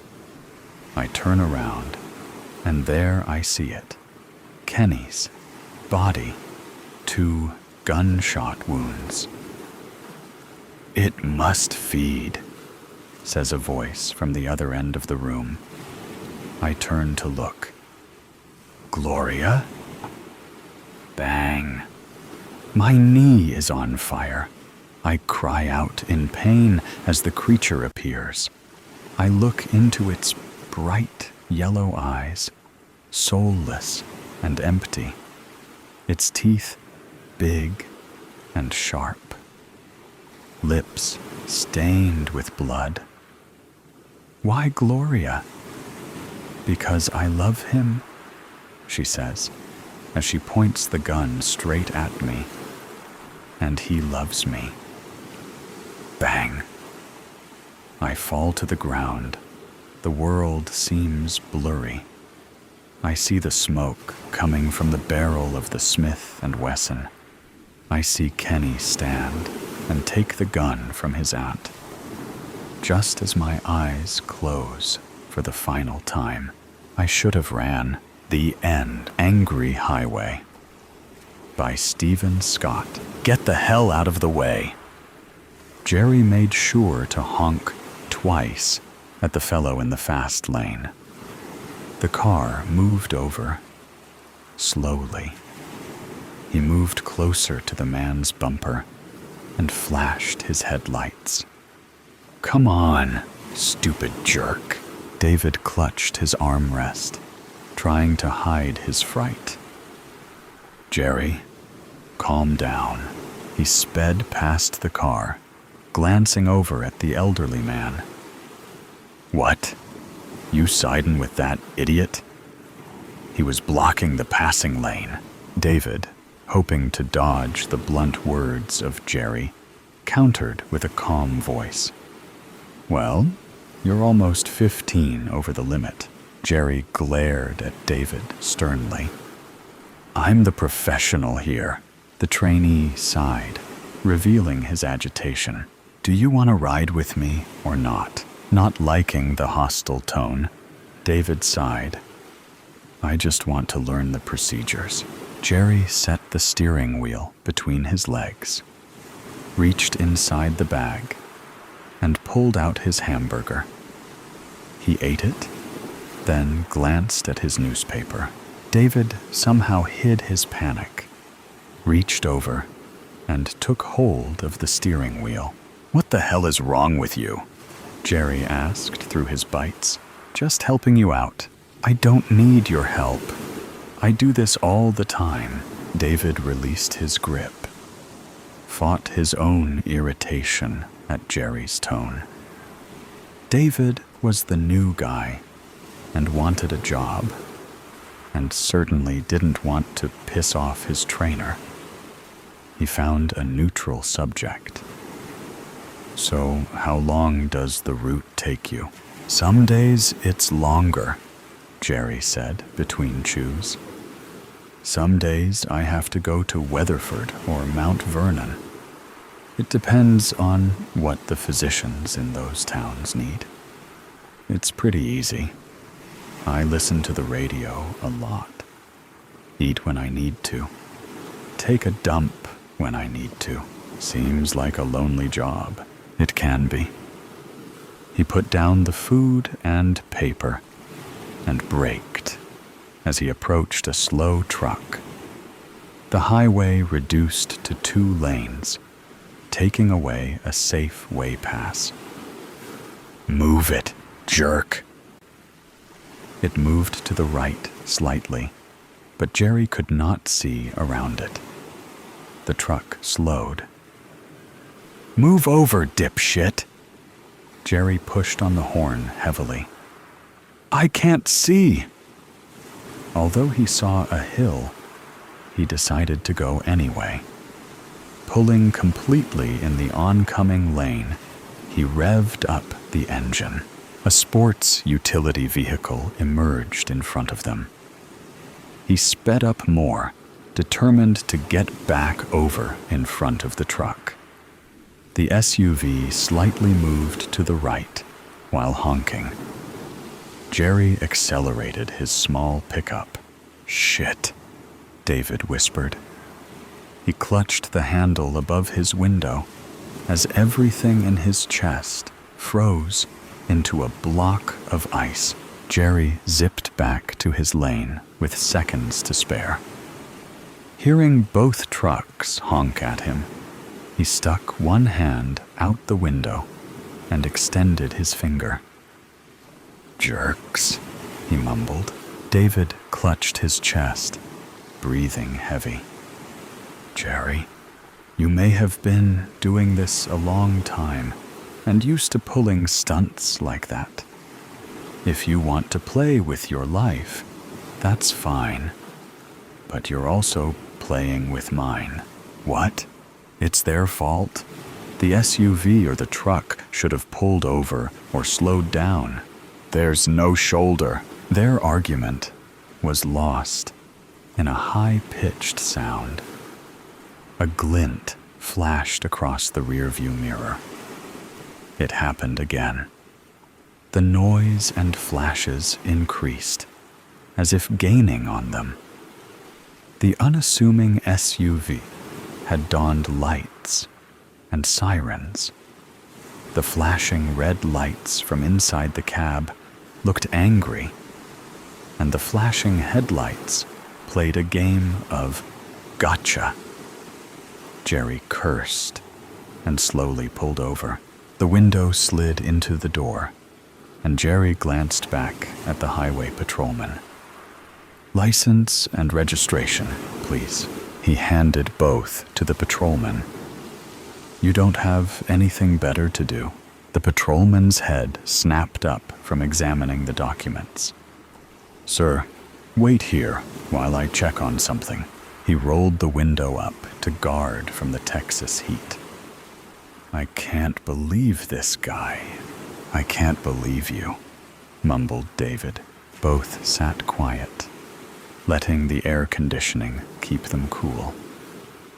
Eventually, the patrolman returned. "Sir, you've had 2 moving violations in the last 18 months.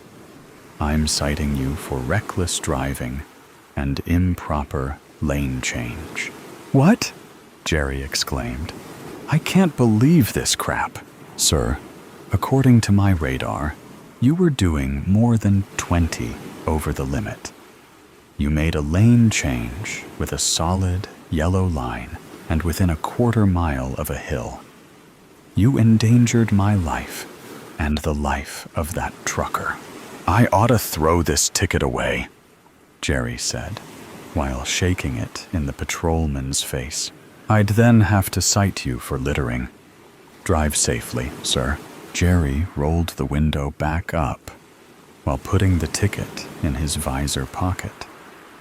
With the window cracked, he had to get in the last word. "Asshole." He stewed at the patrolman while driving away. As the sun set behind him, it seemed to cool his temper until they reached Fort Worth. Jerry stayed in the passing lane, honking at anyone traveling too slow and making abrupt lane changes. Almost to the office, he sailed through 2 red lights. He stopped when a car in front of him stopped for the traffic signal. As soon as the light turned green, Jerry honked.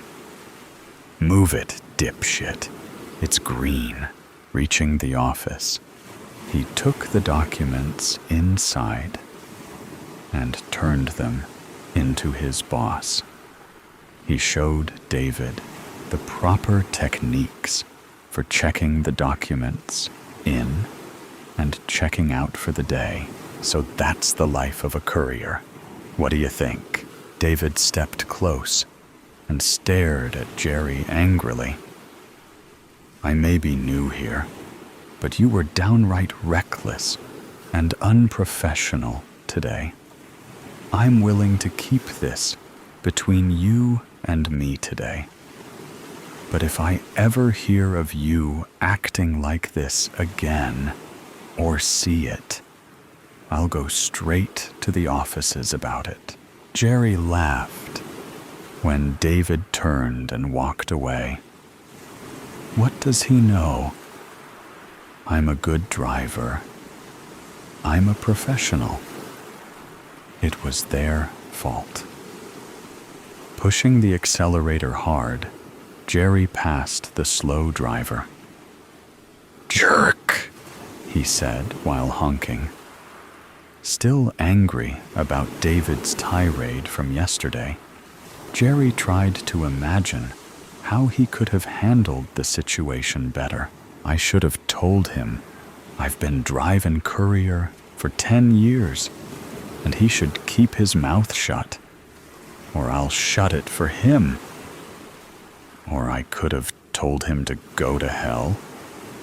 Maybe I should have. His mind snapped to attention when seeing another slow-moving driver. Glancing at his speedometer, Jerry noticed he traveled nearly 90. What is today? Everyone drives slow today? Asshole, he yelled while passing the car. Hearing a horn, he saw the car in the oncoming lane. Accelerating, he zipped back into his lane with a few seconds to spare. A yawn deflated Jerry's ire. The sun started to drop in the western sky, taking away the gale force winds. For a split second, the beautiful orange glare took away his temper. The highway seemed lonelier today. He actually missed David in the car. Occasionally, he did train a new driver, which was something he enjoyed. His stomach moaned. Jerry sped faster, wanting to get to a restaurant in the next town, then drop off the last bit of pharmaceuticals, then head home. The car seemed relieved as well when the engine stopped. Stretching his back and arms, Jerry tried to awaken his stiff, atrophied muscles. Popping his joints, he looked forward to a nice meal. Sitting at his favorite booth, he did not even glance at the menu. The familiar waitress appeared. Somewhere between fit and heavy, she had aged gray eyes that had plenty of wisdom, but mostly from hearing stories. Her wrinkles disappeared in a smile, giving off a pleasant light. It was the typical small-town cafe waitress who had the friendly ear and subtle wisdom. Hi, Jerry. The usual? Hey, Diane. Yeah, the usual. How's the job? Boring as ever. Picking up piss, drugs, and lab tests. At least all the idiot drivers make it interesting.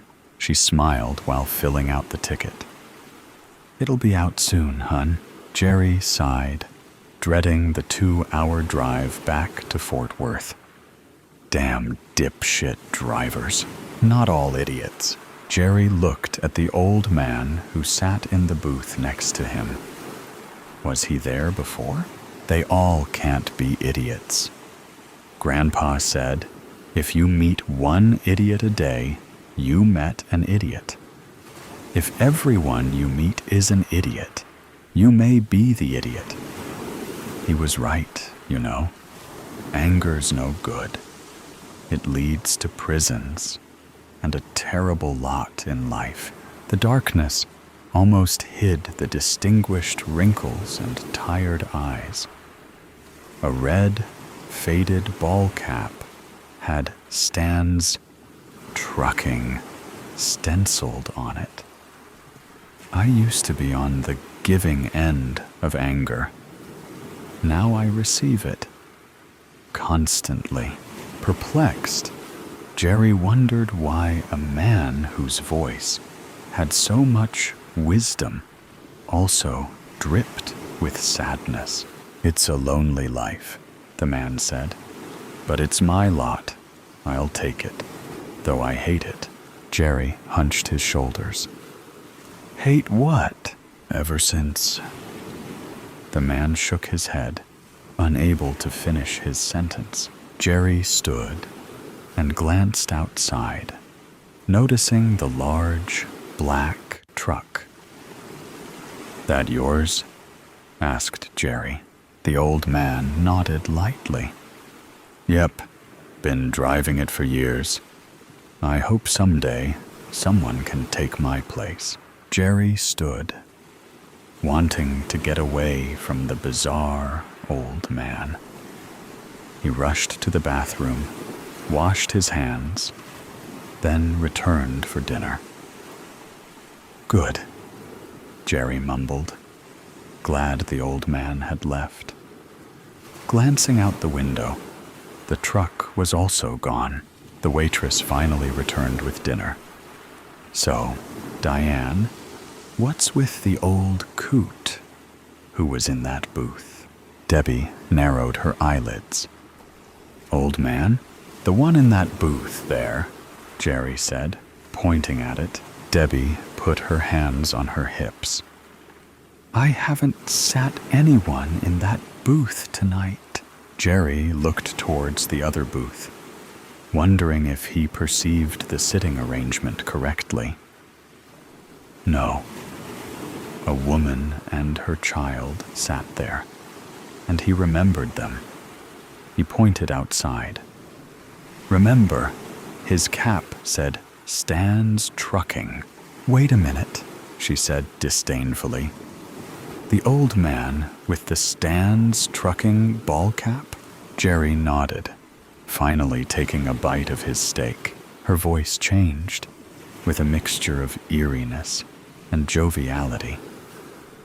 "Ooh, honey, you've seen a ghost." "I don't believe in ghosts. Legend has it, a guy named Stan disappeared on this highway about 20 years ago. His truck had this route to Abilene, but truck and driver disappeared.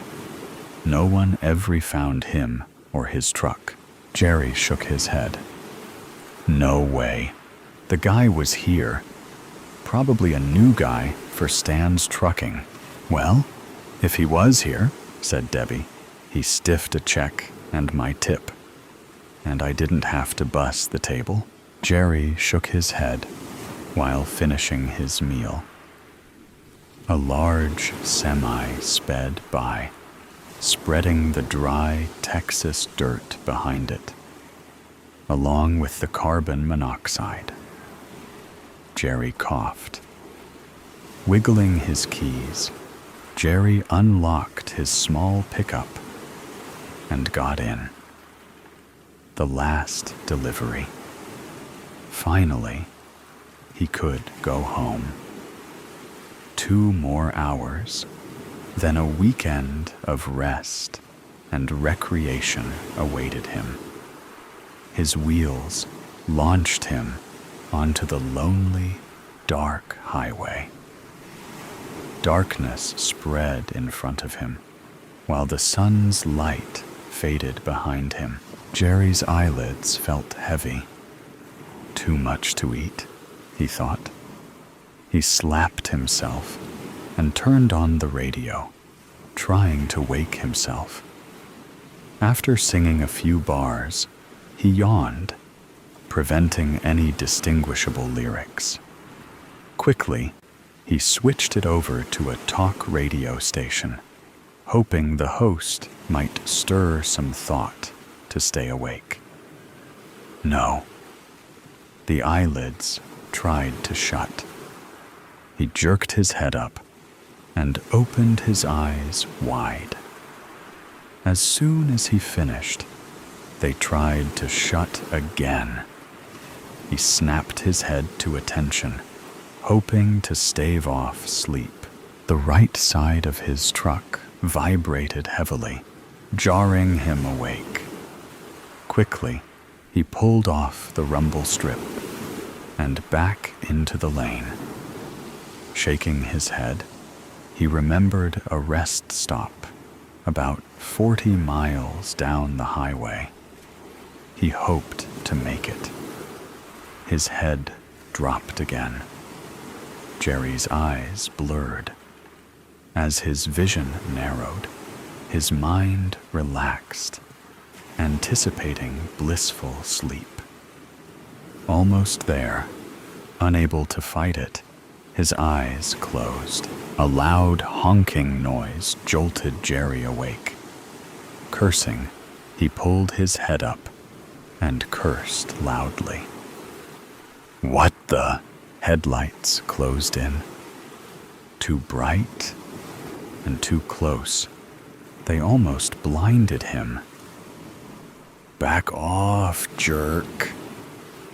Fully awake now, Jerry saw his speed near 85. The vehicle behind him closed the gap. Able to flip the rearview mirror, he sped up, trying to gain some distance. The truck continued to remain close, as if taunting him. I said, Jerry said, while tapping the brakes. Back off.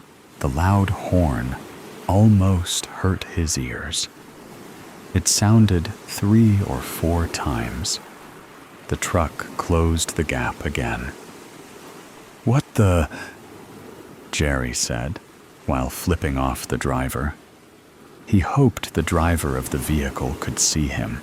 The loud honking started again, jarring Jerry's eardrums. He wanted to cover his ears, but he feared taking both hands off the steering wheel with this maniac behind him.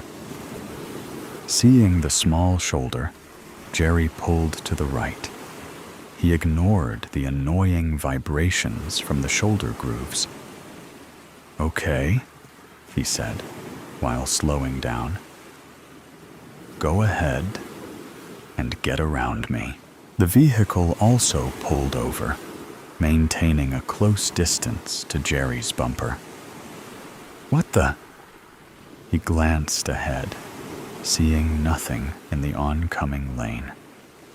It's clear, you idiot. Get around me. The horn resounded again, bellowing louder, as if releasing anger or sheer malevolence. Suddenly, an empty feeling tried to drag his chest down. Sensing harm as the driver's intent scared him, an ominous dread filled his chest.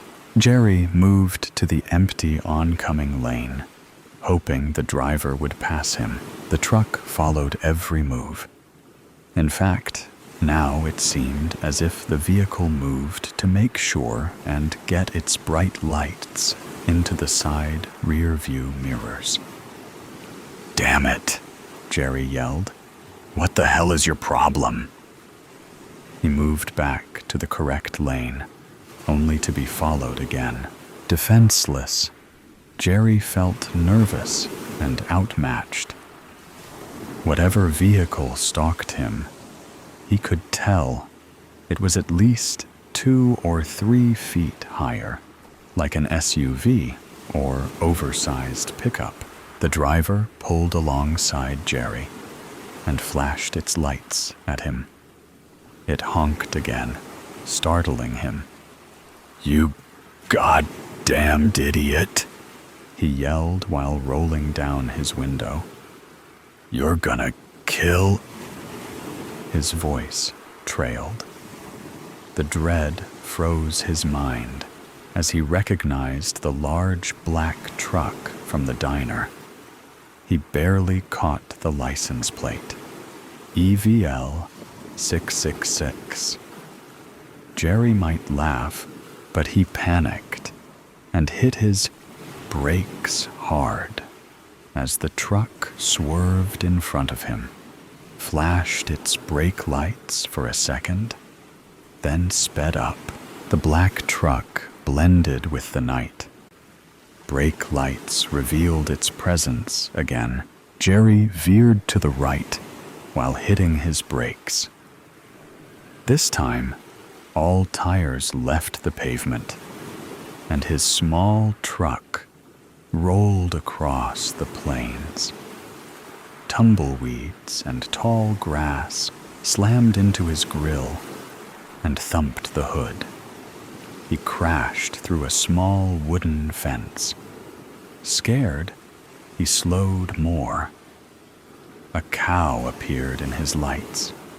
Veering hard to the right, Jerry barely missed it. Some trees appeared. Panicked, Jerry pushed the brake all the way to the floor. His truck jolted to a stop. Jerry's chest slapped the steering wheel, while papers, pens, and trash all snapped forward. Dust rolled into his cab, trying to choke his throat and invade his eyes. Even though the air conditioner poured cold air on his face, sweat beaded down his forehead and made his palms slick. He quivered, actually fearing for his life. Nearly 200 yards away, the black truck waited on the shoulder. Dust outlined its bright headlights. Jerry stared at the monster, forgetting his fear and forging hatred. Furious, he grabbed his steel flashlight. Clutching it tightly, he imagined pounding the driver's head until it turned into a bloody pulp. "You goddamn jerk," he said, while gaining anger with every step. "Get out of the truck!" The horn sounded, slightly startling him. "I said, get out of the truck," he said, while hitting the hood with his flashlight. The horn wailed again. "I said," Jerry said, reaching for the door. "Get out of..." The door opened. Fiery eyes leapt at Jerry. The mouth, lined with disfigured, randomly sharpened teeth, howled loudly. Cold, shadowy arms extended and tried to grab him. Jerry slammed the door and fell backwards. Panicked, he jumped up and rushed back to his truck. The shrill horn sounded again, leaving behind a cold, dreaded fright. In a full run, he got back to his car, slammed the door shut, and rolled up the window. "You can't get away from him." Jerry shined the light at the old man. "What the? Who are you? What's going on?" The old man looked as if he was about to cry. "I'm sorry, but he's letting me go, and he needs a new driver." "Get the hell out!" Jerry screamed, while trying to push the old man out of the truck. More confused than scared, Jerry stopped trying to extract the man. "What are you talking about? I thought you were..."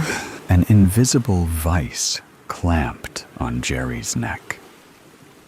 Feeling like cold steel, the touch robbed the warmth in his body. In his rear-view mirror, he saw it. The monster's disfigured face looked as if it had been burned. Its eyes alternated between a hollow, black color and a fiery red anger. Its large mouth stretched wide, emanating a deadly hiss. "So long, young fellow. You'll learn, just as I did." Jerry tried to reach for the old man's help. Ignored, he struggled against the powerful, cold grip. It clamped tighter. Soon, everything blurred, then went dark. David stared at the long, forgotten highway while yawning. The road stretched endlessly, fading into a blur in the far distance. Soon, the sun started to recede behind him, trying to blind him in the mirrors. The empty miles obstructed his journey back to Fort Worth. David wondered what happened to Jerry. He was last seen at a cafe several miles back. Then he disappeared. The highway patrol could not find him, nor his truck. David snapped awake as he approached a black pickup truck. It traveled too slow. Needing to get around it, David moved to the left. Unable to see very well, David lightly tapped his horn. The truck moved to the right, then he zipped around it. "Move it, dummy!" Jerry stared into the distance as the small pickup got around him. Tired, he wanted to sleep. Depressed, he wanted to cry. Hungry, he longed for food. His passenger, though, enjoyed making him listen to everyone who passed him. "Jerk! Idiot! You damn fool! Get the hell out of the way!" Every insult echoed perfectly in Jerry's ears. So today's story has come to an end. Or perhaps it never really ended. There are mysteries still there, questions still unanswered, and sometimes things that seem to only exist in stories can creep into reality in unexpected ways. Are you sure that when you turn off the sound, everything around you will still be normal as before? Or is there something watching you? Either way, always remember that these are just stories, or at least we want to believe that they are. If you like moments of suspense, tension, and breathlessness, don't forget to follow me so you don't miss the next stories. And next time, when you come back, make sure you are ready, because what awaits you may be even scarier than you thought. See you again if you still have the courage to continue listening.